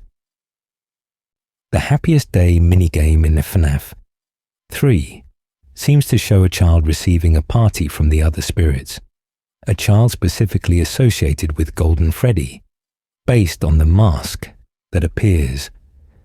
The layout of this minigame mirrors Fredbear's family diner, where the crying child died. The child receiving the party is clearly meant to be moving on, finding peace, getting the celebration he was denied in life. This strongly suggests Golden Freddy contains the crying child spirit, and the Happiest Day represents his release, his pieces finally put back together in a way that allows rest. The "it's me" hallucinations that appear in FNAF 1, particularly associated with Golden Freddy, take on additional meaning under this interpretation. If Golden Freddy does contain the crying child spirit, then when Mike Schmidt, widely believed to be Michael Afton working under an alias, takes the night guard position at the original Freddy Fazbear's Pizza, these messages could represent the crying child attempting to communicate with his older brother. "It's me" might be the younger brother trying to make himself known, perhaps seeking acknowledgement, perhaps offering some form of connection, perhaps simply desperate for recognition after being overlooked in life. This reading suggests a heartbreaking attempt at communication from beyond death. Golden Freddy's behavior in FNAF 1 is notably different from other animatronics. He doesn't follow movement patterns or patrol the building. He simply appears, a ghostly presence that manifests in the office without warning. When he does appear, the game crashes, suggesting he exists somewhat outside the normal rules that govern the other animatronics. This could reflect the crying child's different circumstances. He wasn't murdered by William Afton like the other children. He wasn't stuffed into a suit. His death was accidental, the result of a prank gone horribly wrong, and so his possession might function differently, less bound by the physical limitations that trap the other spirits. However, the crying child. Golden Freddy theory has complications. The biggest issue is Cassidy. Evidence from multiple sources, including the logbook and the Fazbear Frights books, suggests that Golden Freddy is possessed by a spirit named Cassidy, specifically identified as one of William Afton's murder victims, the fifth child from the missing children incident. This Cassidy is the vengeful spirit keeping William in torment in Ultimate Custom Night, the one you should not have killed, who refuses to let William die or escape punishment. If Golden Freddy is Cassidy, then where is the crying child? This problem led to the development of the Golden Both, or Golden Duo theory, which proposes that Golden Freddy contains two spirits, the crying child and Cassidy. This theory draws support from the Fazbear Fright story about the Stitch Wraith, an animatronic that contains two spirits who sometimes cooperate and sometimes conflict, creating a precedent for multiple souls in one machine. Golden Freddy would then be a similar situation. Two children sharing one vessel, their different deaths and different relationships with William, creating complex behavior patterns. Golden Both explains several puzzles. It accounts for why Golden Freddy seems to have both protective behaviors, warning Michael with the "It's me" messages, and vengeful ones, keeping William in Ultimate Custom Night. The crying child might be trying to connect with his brother, while Cassidy focuses on tormenting their shared murderer, father figure. It explains why Golden Freddy appears in both FNAF 1 and FNAF 2 with different levels of aggression. Different spirits might be more dominant at different times, and it provides a purpose for the crying child spirit without erasing Cassidy's established role. The theory also finds support in the survival logbook, where both the faded text, presumably Cassidy, and the altered text, presumably the crying child, communicate with Michael, suggesting both spirits are aware of him and attempting to reach out. They're both in the logbook, both trying to make contact, both connected to Golden Freddy in some way. This dual presence in the book could reflect their dual presence in the animatronic itself. However, not everyone accepts Golden Both. Critics argue it's unnecessarily complicated, that adding a second spirit to Golden Freddy creates more questions than it answers. If two spirits share one suit, how do they interact? How do they decide which one controls the animatronic at any given time? Why would the crying child end up sharing with Cassidy specifically, rather than having his own vessel? And if the crying child is in Golden Freddy, why doesn't he appear more prominently in later games? Why doesn't he have more clearly defined agency or goals? Alternative theories propose different destinations for the crying child spirit. Some suggest he possesses Shadow Freddy, the dark figure who appears occasionally throughout the series. Shadow Freddy could be a manifestation of the crying child's trauma, his fears made into a shadow entity that haunts the locations. This would explain why Shadow Freddy seems to lead the original animatronics to their destruction in FNAF 3, potentially as the crying child trying to free the spirits of the children William murdered. However, other evidence suggests Shadow Freddy might be connected to William Afton, or the Springlock failures themselves, making the crying child theory less certain. Another theory proposes the crying child becomes one of the puppet's associates, working with Charlie Emily to help other spirits find rest. This would fit with the protective, gentle nature of the character. His role as a victim, who might want to prevent other children from suffering similar fates. In this interpretation, the crying child might not have a specific physical form, but instead exists as a consciousness that helps orchestrate events like the happiest day, working behind the scenes to grant peace to the spirits trapped by his father's actions. Some theories get more speculative, suggesting the crying child might be Gregory from a FNAF security breach somehow reincarnated or recreated through unknown means. Others propose he's connected to the glam rock Freddy, explaining why that particular animatronic seems protective of Gregory rather than hostile. These theories require significant stretches of logic and often contradict established timeline elements, but they persist because the ambiguity of the crying child's fate leaves room for creative interpretation. There's also the possibility that the crying child doesn't successfully possess anything at all. Perhaps the promise to put him back together was never fulfilled. Perhaps his spirit fragmented, scattering across multiple locations or entities without ever finding a coherent home. Perhaps he's the reason the nightmares in FNAF 4 are so vivid and personal, his consciousness trapped in some liminal space, reliving his fears in endless loops, never quite transitioning to full possession, but never fully at rest either. The FNAF world connections add another layer. In that game's clock ending, we encounter an entity that speaks with the crying child's signature phrases, suggesting some version of him exists in whatever consciousness space or digital realm FNAF world represents. The yellow eyes that appear could be Fredbear Golden Freddy, reinforcing that connection.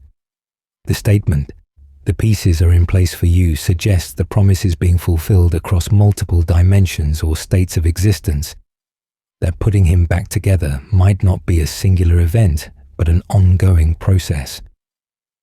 What's clear is that the crying child's spirit, if it persists, is less active and obvious than other possessed animatronics.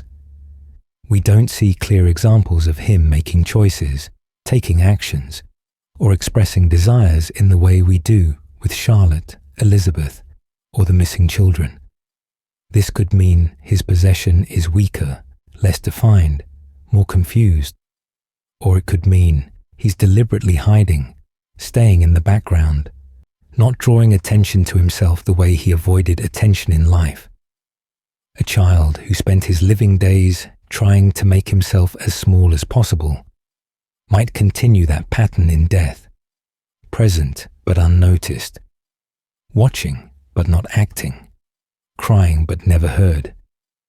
The debate over where the crying child's soul went mirrors larger questions about how possession works in the FNAF universe. Do spirits automatically inhabit the animatronic that killed them?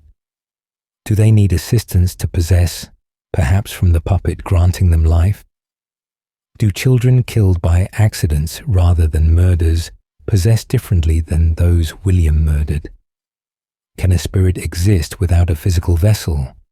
Or is the metal shell necessary for any kind of persistence after death? Every theory about the crying child's fate implicitly takes a position on these mechanics. And since the mechanics themselves are never clearly explained, every theory remains speculative. Perhaps that's fitting for a character defined by ambiguity, a boy whose name we don't know with certainty, whose death occurred in the shadows of the main narrative, whose family never truly saw him even when they were looking right at him.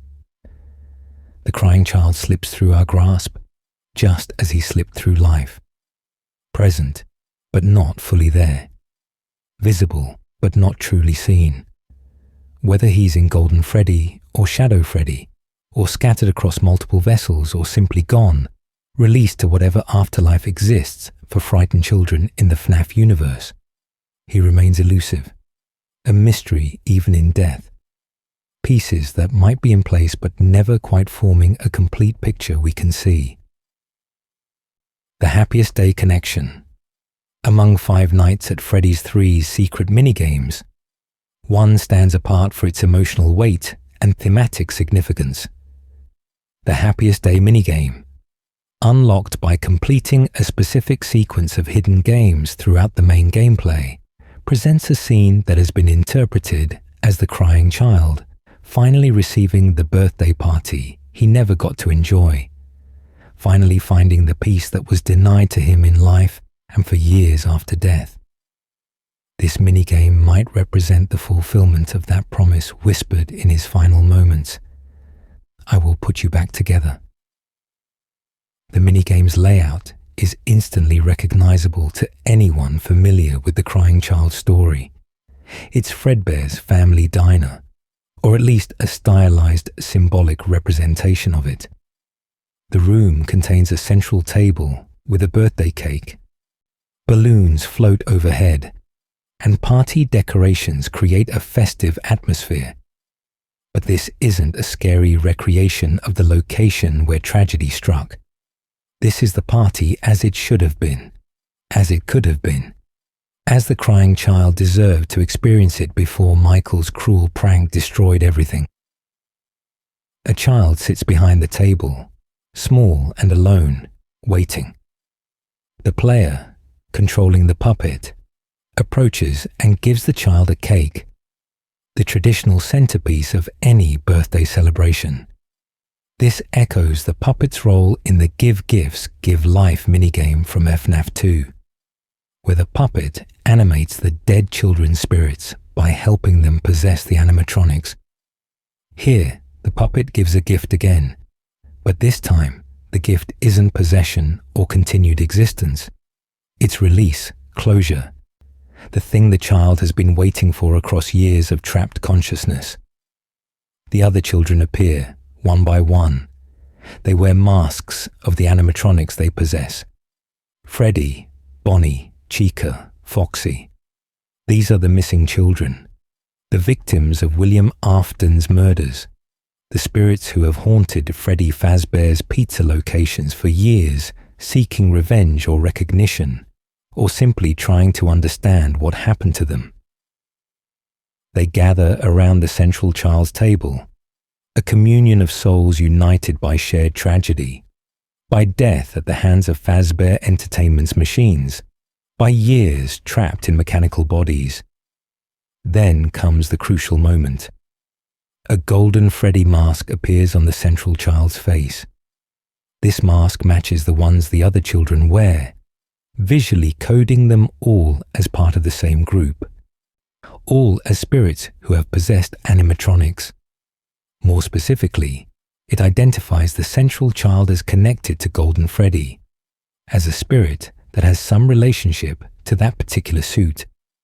Given the minigame setting at Fredbear's family diner and the thematic parallels to the Crying Child story, many theorists interpret this as confirmation that the Crying Child spirit inhabits Golden Freddy, providing visual, symbolic evidence for what the community has long suspected. However, alternative interpretations exist, with some suggesting this represents Cassidy rather than the Crying Child.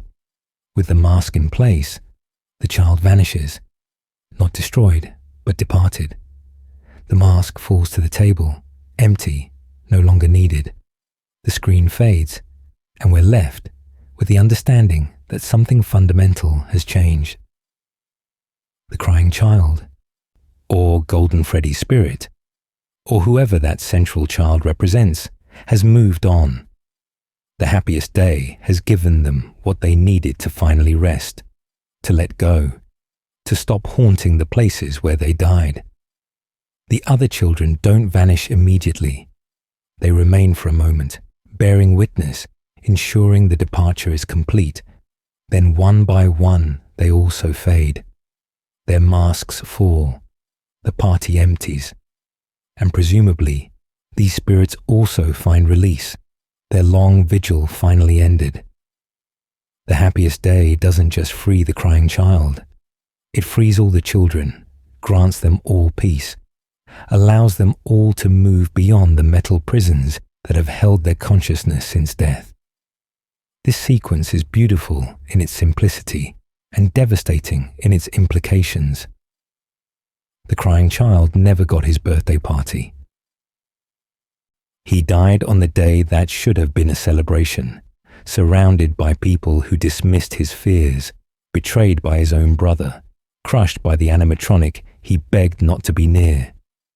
For years, perhaps decades, depending on how time works for spirits in FNAF, he's been trapped, aware, unable to rest, put back together in the sense of having consciousness, but not in the sense of having peace or wholeness. The happiest day corrects this injustice. It gives him the party he deserved. It surrounds him with understanding companions rather than mocking bullies. It offers cake and decorations and the feeling of being celebrated rather than tormented. It's a moment of genuine happiness, perhaps the only truly happy moment in the crying child's entire existence, living or dead. And that happiness, that simple fulfillment of a child's basic desire for a nice birthday, is what allows him to finally let go, to finally rest, to finally be free. The puppet's role as the gift giver is significant. Charlie Emily, who possesses the puppet, has taken on the role of guardian and psychopomp for the dead children. She helped them possess the animatronics after William murdered them. She kept them together, aware, gave them the ability to seek revenge, or at least to persist, rather than simply dissipating into nothing. But ultimately, her greatest gift isn't possession or persistence. It's release. She helps them find peace by orchestrating this party, this happiest day, giving them permission to stop fighting, to stop existing in mechanical torment, to finally move on to whatever comes after. If we accept that Charlotte is acting through the puppet, then she's granting to the crying child what she presumably wishes she could have herself, what all the trapped spirits want: an end to consciousness divorced from life, an escape from endless repetition, a chance to actually die rather than being stuck in this half state between death and animation. The party is a ritual, a spell in mechanical and spiritual form, a way of using emotion and symbolism and shared grief to create a doorway through which the children can finally pass. Some theories propose that the happiest day doesn't happen in the timeline's present, but rather exists in some liminal space, a collective unconscious or spiritual realm where the dead children can interact outside of their physical animatronic vessels. In this interpretation, the clock ending of FNAF World, which references the crying child with its "the pieces are in place for you" message, represents the process of assembling everything necessary for the happiest day to occur. Different entities across different games and different consciousnesses are all working toward this one moment when the children can be freed. The minigame also addresses the "I will put you back together" promise, in a way that's different from what William Afton might have intended when he said it. William, being William, probably meant he'd reconstruct his son through technology, through remnant and possession and mechanical resurrection. But that's not putting someone back together in any meaningful sense. That's trapping consciousness in metal, forcing continued existence in a state that can't properly be called life. True reconstruction, true healing, would be restoration to wholeness, and wholeness for a dead child might mean letting them fully die, letting them find the rest and peace that death should offer.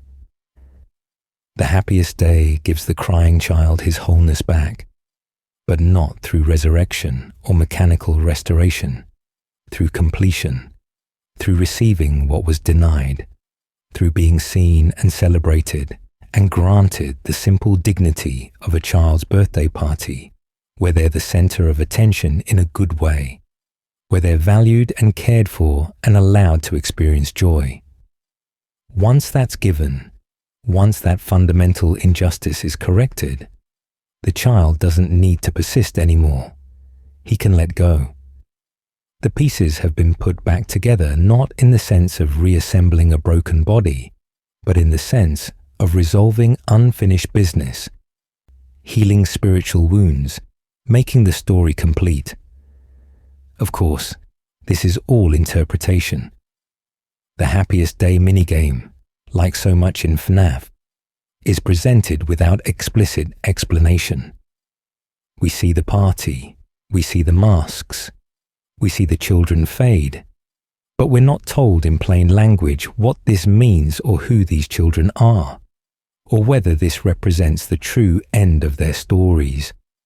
The golden Freddy mask on the central child is the strongest evidence for the crying child connection, but it's still circumstantial, still open to other readings. Some argue the central child isn't the crying child at all, but represents Cassidy, the vengeful spirit from Ultimate Custom Night. In this reading, the happiest day is Cassidy's release, finally letting go of the anger that kept William Afton in torment, finally accepting peace. The other children help Cassidy move on, and all the spirits are freed together. This interpretation is valid and well supported, particularly if you subscribe to theories that separate the crying child from Golden Freddy entirely. Others suggest the happiest day might not even represent a good ending. Perhaps it's a trap, a false paradise created to lure the spirits into dissipating when they should remain to prevent greater threats. Perhaps the fading isn't release, but destruction, the spirits being erased rather than freed.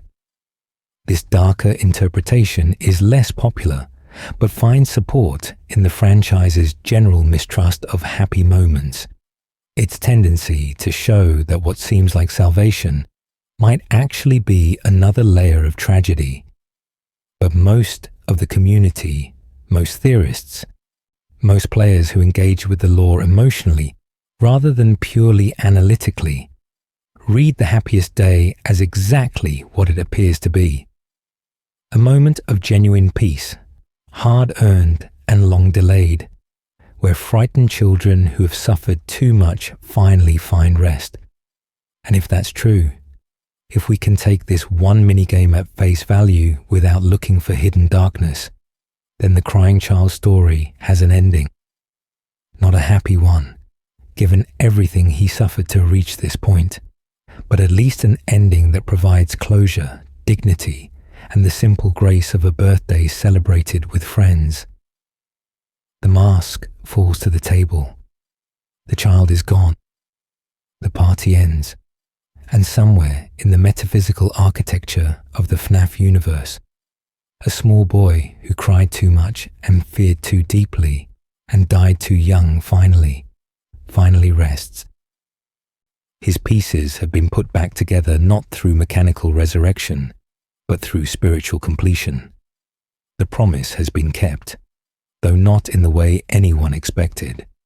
The crying child's long nightmare has ended, and perhaps, just perhaps, he's found the safety and peace he could never achieve in life. The crying child's legacy in the timeline. Though the crying child's direct presence in the story ends with his death in 1983, his influence ripples forward through the entire Five Nights at Freddy's timeline, shaping events and characters for decades to come. He's the first domino, the initial tragedy from which so much else flows, the wound in the Afton family that never heals and instead festers into more deaths, more hauntings, more horror. Understanding his legacy means understanding how one child's fear and one brother's cruel prank and one father's failure to protect create the conditions for everything that follows. Michael Afton's entire character arc appears to stem from the guilt of killing his brother. After the bite of 83, evidence suggests Michael transforms from a thoughtless teenager who tormented his younger sibling into someone driven by a need for redemption. The exact timeline of Michael's actions is debated, but most theories place him as the security guard in multiple FNAF games, working at locations where he knows the animatronics are dangerous, putting himself in harm's way repeatedly. The motivation for such dangerous behavior could be an attempt to fix what he broke, to free the spirits his father trapped, to atone for that one terrible moment at Fredbear's family diner. In sister location, Michael descends into the underground facility where Circus Baby and the other Funtime animatronics are stored. The reason given is that William has asked him to go check on his sister, to free Elizabeth from Circus Baby, but there's subtext suggesting Michael knows this mission is dangerous, possibly even suicidal. When the Funtime animatronics, combined into the entity called Enard, scoop Michael's internal organs and wear his skin as a disguise, Michael survives through what can only be supernatural means. He becomes a living corpse, purple skin, decaying flesh, kept animate by a remnant or sheer willpower, or the same forces that allow dead children to possess animatronics. This undead existence could be read as Michael's punishment, his penance for killing his brother. He can't truly die and find peace because he has work to do, amends to make. Or it could be read as a gift, a second chance to make things right that most people don't get. Either way, it's the crying child's death that sets Michael on this path. Without the guilt, without the horror of watching his brother die from injuries Michael inflicted, Michael might have stayed the thoughtless teenager, might have grown into someone like William, cruel and focused on ambition rather than conscience. The survival logbook shows Michael at one of the Freddy's locations, working as a security guard under the name Mike Schmidt. And in that book, both the crying child and Cassidy seem to be trying to communicate with him. "Do you remember?" asks one voice. "What do you see?" asks another. They're reaching out from whatever state of existence they inhabit, trying to make contact, trying to remind Michael of connections that transcend death. That these spirits would focus on Michael specifically, would direct their messages toward him rather than toward other security guards, or toward the world at large, suggests the relationships matter even after death. The brother who killed is worth contacting, worth trying to reach, perhaps because on some level, the spirit understands it was an accident, a tragedy of thoughtlessness rather than malice. William Afton's descent into murder and madness also connects to the crying child's death, though the exact nature of this connection remains more speculative and complex. Some interpretations propose that William's killing spree, his experiments with Remnant, his obsessive pursuit of immortality through mechanical means, might all stem from his desperate attempt to bring his son back, or at least to understand what happened to the boy's spirit. Under this reading, if William witnessed or suspected that the crying child's consciousness persisted after death in some form, he might have become fixated on replicating the phenomenon, on discovering the rules that govern how spirits can inhabit machines. In this reading, every child William murders is an experiment, a test case, an attempt to learn more about the process by which consciousness transfers into animatronics. He's trying to reverse engineer resurrection, to find the formula that will allow him to genuinely put his son back together. The fact that his experiments fail to truly restore life, that they create angry ghosts in mechanical shells rather than living children, might drive him to more desperate measures, more murders, more cruel innovations. He becomes a monster trying to undo a tragedy, his love for his son, twisted into something evil by his inability to accept death's finality. Alternatively, the crying child's death might simply represent the moment William's last connections to humanity severed. He'd already shown signs of cruelty and obsession, but losing a son to his own creation, to a springlock suit he designed, might have been the final break. With his youngest child dead and his oldest consumed by guilt, with his daughter already taken by Circus Baby, William had nothing left to ground him, nothing to make him value human life. So he began killing, experimenting, pursuing knowledge and power without any ethical boundaries. Henry Emily, William's business partner, is also affected. Henry's daughter Charlie is murdered by William, likely in 1983 or shortly before, making her death roughly concurrent with the crying child's. Henry's guilt over creating the animatronics that became instruments of death, over partnering with William Afton, over not recognizing his colleague's descent into madness. These burdens drive him into seclusion for years. When he finally emerges in Pizzeria Simulator, it's to orchestrate a final solution that will burn all the haunted animatronics, free all the spirits, and hopefully end the curse Fazbear Entertainment has become. Henry's approach to ending the curse includes the crying child by implication. When Henry delivers his final speech in the Pizzeria Simulator ending, talking to each of the trapped souls, he addresses the unnamed child who was the first wound, the initial tragedy. Though he doesn't specifically name the crying child, the language suggests someone whose story began all the others, someone whose death preceded and perhaps enabled William's murders.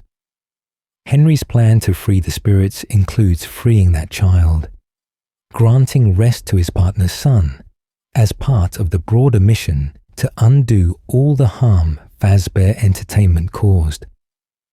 The crying child story also establishes key lore elements that affect how we understand the rest of the franchise.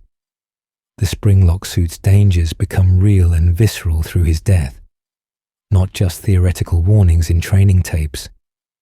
The simultaneous Springlock failures mentioned in FNAF 3, the incidents that led to the suits being deemed temporarily unfit, include the bite of 83 among them. This causes a fundamental shift in how Fazbear Entertainment operates, moving away from hybrid suits toward either fully autonomous animatronics or simple costumes without mechanical components. The surveillance technology William uses to monitor his son through the Fredbear plush also establishes precedent for the extensive camera systems that appear throughout the franchise. William's comfort with using cameras to watch his children without directly interacting with them might explain his later facility designs, where cameras cover every angle but offer no real protection to those being watched. The night guard who monitors cameras while animatronics hunt them is, in a sense, experiencing what the crying child experienced, being watched, being known, but not being helped, surveillance without salvation. The crying child's fear of animatronics is also validated by events. He was right to be afraid. The machines are dangerous, not just in the abstract sense that any heavy machinery is dangerous, but specifically targeting children, whether through William's deliberate programming in the fun times or through the supernatural hostility of the possessed animatronics. A child with a phobia of the things that everyone else insists are fun and safe turns out to have better survival instincts than those around him. His tears were rational responses to genuine danger that adults failed to recognize or take seriously. This theme of children seeing threats that adults dismiss continues throughout the franchise, with kids often understanding the horror before adults do. In the broader narrative structure of FNAF, the crying child serves as the series' heart, the innocent victim whose tragedy reminds us what's at stake. It's easy to get lost in complex timeline theories, in debates about which spirit possesses which animatronic, in speculation about William's motivations and Henry's guilt. But at the center of it all is a scared kid who died at his own birthday party, whose brother accidentally killed him, whose father couldn't or wouldn't protect him. That simple human tragedy grounds the entire franchise, provides emotional weight that pure horror or mystery mechanics couldn't achieve alone. The legacy of the crying child is also metatextual, affecting how the community engages with FNAF. he's the most discussed character who never speaks. The protagonist of FNAF 4's most important sections despite having no agency. The catalyst whose identity and fate generate more theories than almost any other element of the lore. Scott Cawthon has built a 10-year franchise partly on the mystery and pathos of this one scared child, proving that not every character needs to be explicitly explained to be compelling, that ambiguity and emotion can be as powerful as clarity. Whether the crying child possesses Golden Freddy, becomes Shadow Freddy, finds peace in the happiest day, or exists in some other state we haven't fully understood, his presence is felt throughout the timeline. Every security guard who survives a night is, in a sense, surviving what the crying child couldn't. Every spirit that finds freedom does so because Charlotte decided to help them after witnessing what happened to the crying child. Every fire that burns a location down is trying to undo the consequences that started with his death. And every time Michael Afton puts himself in danger, he's trying to balance the scales to make amends for that one terrible moment when his prank became fratricide. The crying child never wanted to be important. He wanted to hide, to be left alone, to avoid the restaurant and the animatronics and the attention. But his death made him central to everything. The wound from which all other infections spread. The ghost that haunts the ghost story. His legacy is the entire franchise, every game, every book, every theory and discussion and piece of fan art. In dying, he became immortal, not through William's mechanical experiments, but through the narrative weight of tragedy, the way a single frightened child can represent all the fear and all the failure and all the loss that defines Five Nights at Freddy's as something more than just a horror game about haunted robots. Extended media and interpretations. While the games form the core of the crying child story, the expanded universe of FNAF novels, Fazbear Fright stories, and other media provide additional context and parallel narratives that illuminate aspects of his lore even when they don't directly depict him. These supplementary materials operate under Scott Cawthon's approach of using different continuities to explore variations on themes, allowing readers to understand the games better by seeing how similar elements play out in alternate contexts. The novel trilogy, The Silver Eyes, The Twisted Ones, and The Fourth Closet, presents a different version of events where Charlie Emily is the protagonist and the Afton family dynamics are altered significantly. In these books, William Afton has a different set of children, and while there's a son who dies tragically, the circumstances differ from the game timeline. However, the emotional beats remain relevant. The books explore themes of grief, of a father unable to accept his child's death, of attempts to resurrect or replace the loss through mechanical means.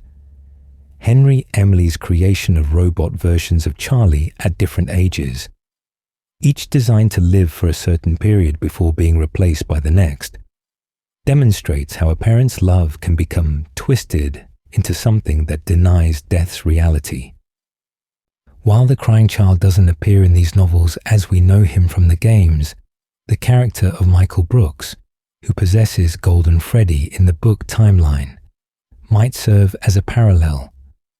Michael Brooks is also a child caught up in William Afton's murders, someone who didn't deserve his fate, whose consciousness becomes trapped in the animatronic. The exploration of what it means to be Michael Brooks, to exist as a spirit with limited agency, to maintain identity while inhabiting metal. All of this illuminates what the crying child might experience as Golden Freddy in the game timeline. The Fazbear Fright series, a collection of short horror stories set in the FNAF universe but with varying degrees of connection to main continuity, provides several entries that parallel the crying child's themes. Into the Pit tells of a boy who encounters the past through a supernatural ball pit, witnessing William Afton's murders and becoming entangled with a monstrous version of Spring Bonnie. The stories focus on a child witnessing horror they can't prevent, being drawn into tragedy despite trying to avoid it. Mirrors the crying child's situation. The ball pit itself might represent the same kind of liminal space where the happiest day occurs, a place where past and present blur. Lonely Freddy explores body swapping between a child and a Freddy-shaped toy, raising questions about identity and consciousness transfer. If the crying child's spirit inhabits Golden Freddy, what remains of his identity? Is he still himself? Or has the possession transformed him into something else? The story doesn't answer these questions definitively, but explores the horror of being trapped in a form that isn't your own, of losing yourself by degrees, themes directly relevant to understanding possessed animatronics. The story of Jake from the Stitch Wraith Stingers provides perhaps the most direct parallel. Jake is a terminally ill boy whose father, struggling with impending loss, creates an emotional connection through a Simon doll. After Jake's death, his spirit possesses the doll, and later his consciousness merges with an endoskeleton, along with another spirit, Andrew. The Stitch Wraith, containing both souls, must navigate having two consciousnesses in one mechanical body, sometimes cooperating, sometimes conflicting. This directly supports the Golden Bow theory, demonstrating that Scott has established precedent for two spirits in one animatronic, making the crying child and Cassidy sharing Golden Freddy more plausible. Andrew, the other spirit in the Stitch Wraith, is particularly interesting because he's described as the one you should not have killed, the same phrase used for the vengeful spirit in Ultimate Custom Night. Some theories propose Andrew is the book parallel to Cassidy, the child who keeps William Afton in torment. If Andrew can share the Stitch Wraith with Jake, then Cassidy could share Golden Freddy with the crying child, each spirit bringing different emotional drives and behaviors to the shared vessel. The FNAF movie presents another variation on the themes surrounding the crying child. In the film, Mike Schmidt has a younger brother named Garrett, who was kidnapped as a child. Mike spends his adult life trying to understand what happened to Garrett, haunted by guilt that mirrors Game Michael's guilt over the crying child. Though Garrett's story differs significantly from the crying child's, kidnapping versus accidental death, different family dynamics, different outcomes, the emotional core remains.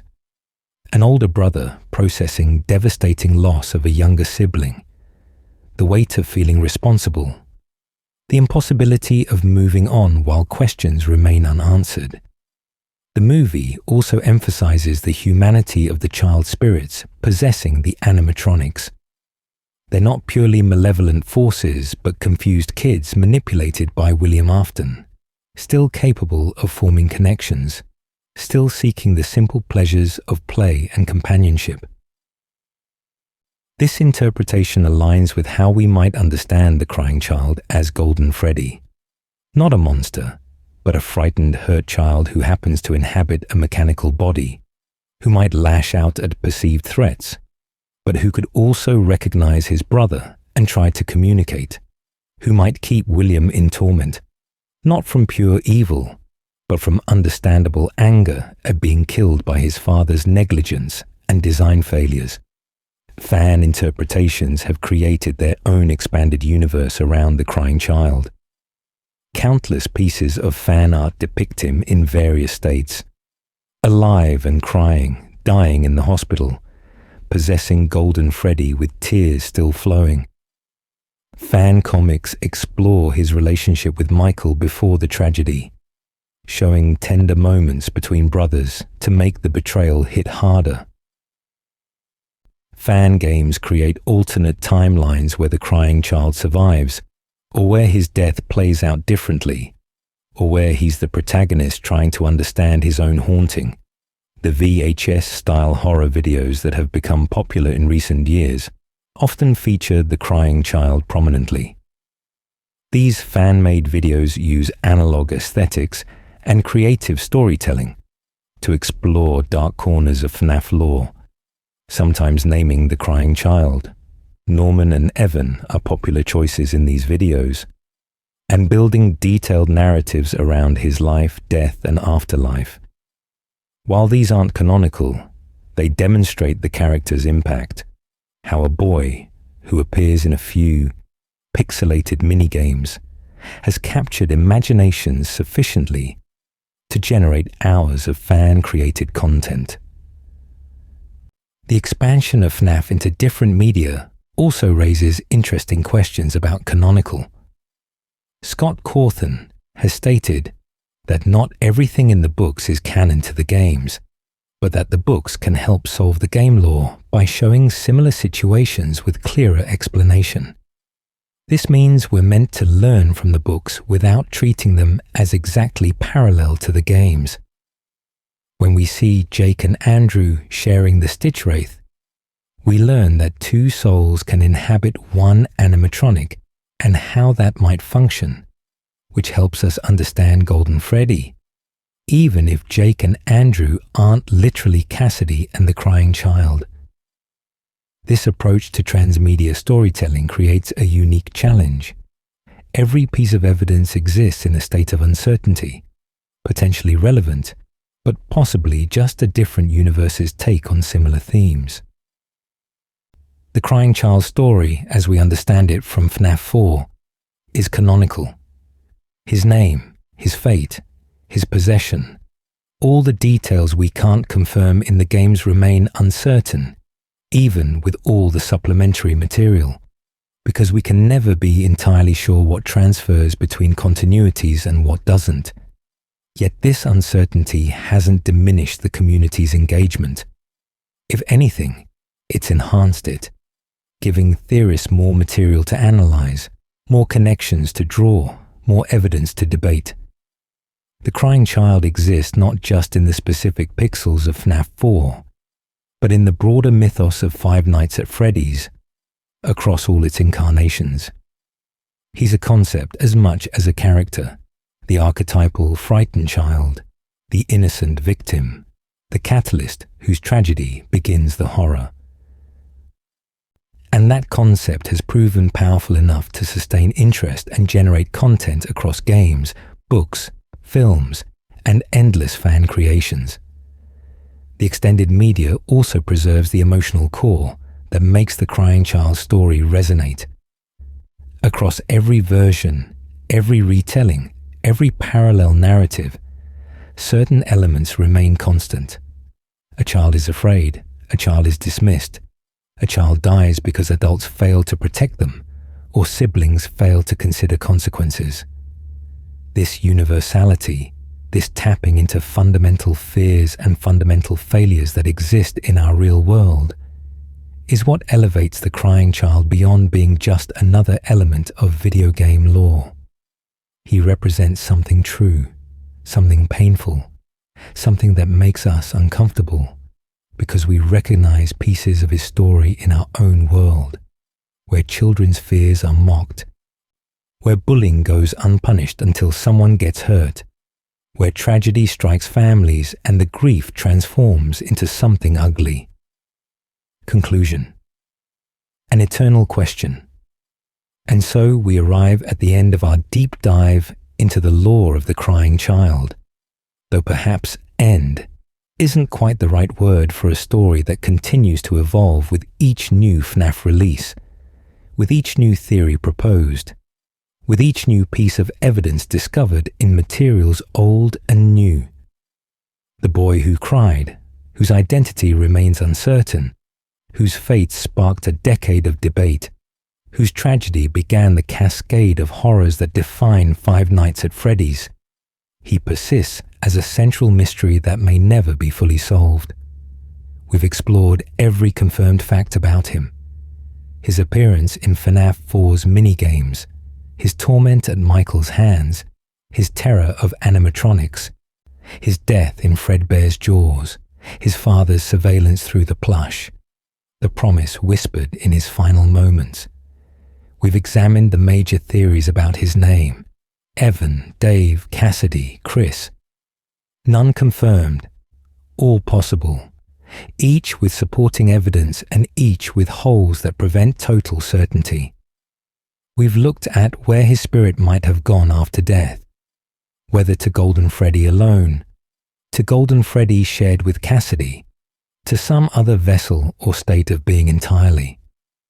We've seen how the happiest day might grant him peace, how his legacy shapes Michael and William and the entire timeline, how his story echoes through books and films and fan creations. Yet, for all this exploration, for all the words spent analyzing his brief appearance in the series, fundamental questions remain unanswered. What is his name? Probably Evan, possibly Dave, maybe something else entirely. Scott Cawthon has shown no inclination to clarify this, and recent releases have added more mystery rather than less. Does he possess Golden Freddy? The evidence suggests yes, either alone or with Cassidy, but we lack explicit confirmation, and alternative theories about his fate persist. Has he found peace?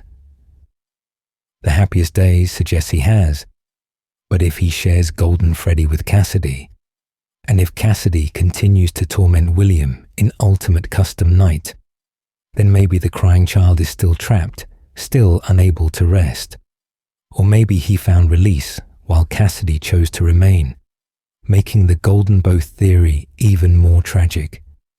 These uncertainties frustrate some fans who want definitive answers, who need the satisfaction of a mystery solved. But they energize others, those who enjoy the process of theorizing, who find value in the journey rather than the destination. The Crying Child has generated more discussion, more analysis, more passionate debate than characters with 10 times as much screen time and dialogue. His ambiguity is, in a strange way, his defining feature, the thing that makes him perpetually interesting, rather than a solved puzzle we can file away and forget. From a storytelling perspective, leaving the Crying Child's fate ambiguous serves several purposes. It keeps players engaged across years and multiple game releases, always hoping the next entry will provide the missing piece. It allows Scott to pivot if needed, to adjust lore elements without contradicting anything explicitly stated, since he stated so little explicitly. It makes every player's experience slightly personal. Your interpretation of who the Crying Child is and what happened to him becomes part of your unique understanding of FNAF, not mandated by authorial decree, but arrived at through your own analysis. The Crying Child also serves as a reminder of what FNAF does best, creating emotional resonance through simple, powerful imagery. A small child crying, animatronics looming over him, a birthday cake that will never be eaten, a promise whispered to a dying boy. These images don't need extensive explanation to affect us. They work on a gut level, tapping into primal fears of abandonment, of being overlooked, of suffering that no one acknowledges or prevents. The story succeeds not because every detail is clear, but because the emotion is clear. The tragedy is undeniable. The sense of a wrong that can't be righted permeates every pixel. In the broader context of Five Nights at Freddy's as a franchise that has grown far beyond its original indie horror game roots, The Crying Child represents something essential that mustn't be lost as the series expands. For all the complex lore the timeline debates, the connections between games and books and movies, there's a core of genuine human tragedy that grounds everything.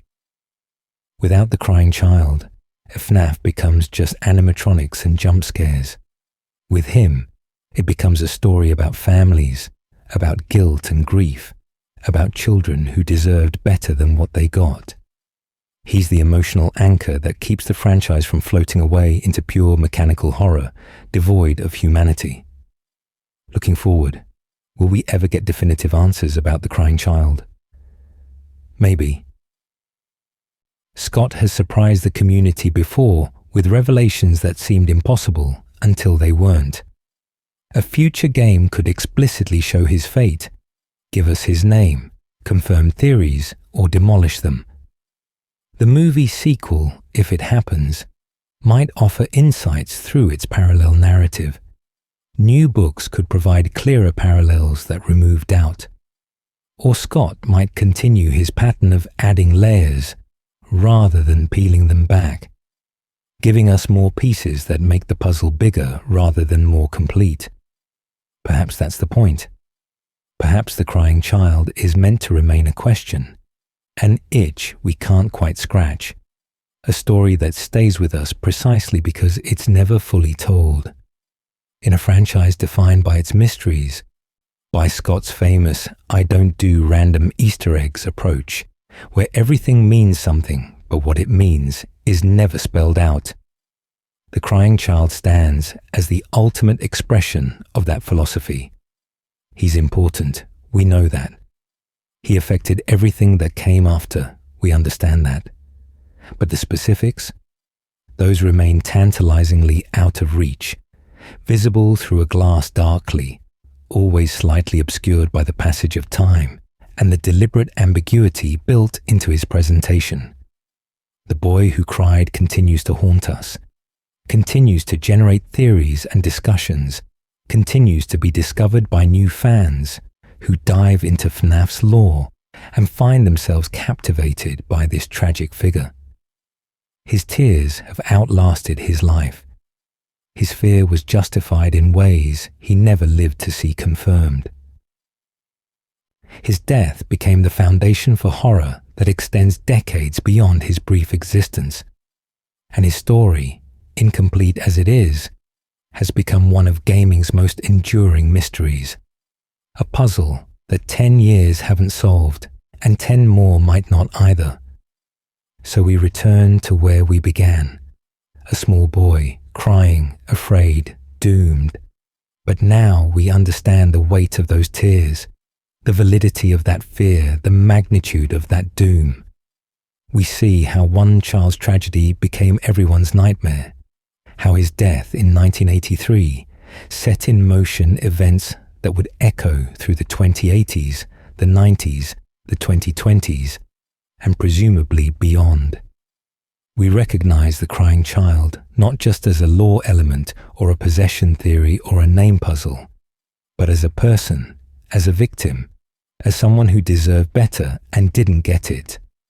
As a reminder that sometimes horror comes not from monsters or ghosts, but from simple failure, from people who should have cared not caring enough, from moments of cruelty whose consequences spiral beyond anything the perpetrators imagined.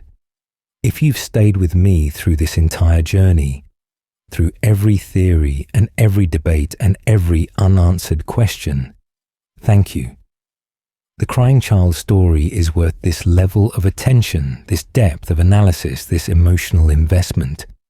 He matters even though he never speaks, even though we don't know his name, even though his presence in the games is limited to a few mini-games and a lot of implication. He matters because his tragedy is real in the way that good storytelling makes fictional tragedy real. Because we recognize the fear and the pain and the injustice. Because somewhere deep down we understand that he represents every frightened child who wasn't heard, every victim of bullying that went too far, every case where "I didn't mean for that to happen" comes too late to fix what's been broken. If you enjoyed this deep exploration of FNAF lore, if these slow, thorough investigations into characters and mysteries resonate with you, I'd appreciate a like and subscribe. And let me know in the comments, what do you believe happened to the crying child? Do you think he's found peace? Or is he still trapped somewhere in the code and metal of Fazbear Entertainment's cursed history? What's your theory on his name? And most importantly, what part of his story affects you most deeply? These discussions, these shared explorations of a mystery we may never fully solve. They're what keep the franchise alive, what make it more than just a game. They make it a community, a shared experience of wonder and horror, and yes, tears. The crying child cried. And somewhere in all of us who engage with this story, we cry a little too. For him, for what he represented, for the tragedy that began everything. His tears have become ours, his fear a mirror of all our fears, his death a reminder of how fragile life is, and how easily moments of thoughtlessness become irreversible catastrophe. He deserved his birthday party, his moment of happiness, his chance to grow up. He didn't get it. But in the happiest day, in the theories we build, in the way we remember him and refuse to let his story be forgotten, maybe we give him something close to what he needed. Recognition, acknowledgement, the simple dignity of being seen and grieved and remembered as more than just another victim in a horror game's lore. Good night, crying child, whoever you are. May you find, in whatever space you occupy now, the peace you never had in life. May the nightmares have ended. May tomorrow finally be a better day. Thank you for listening.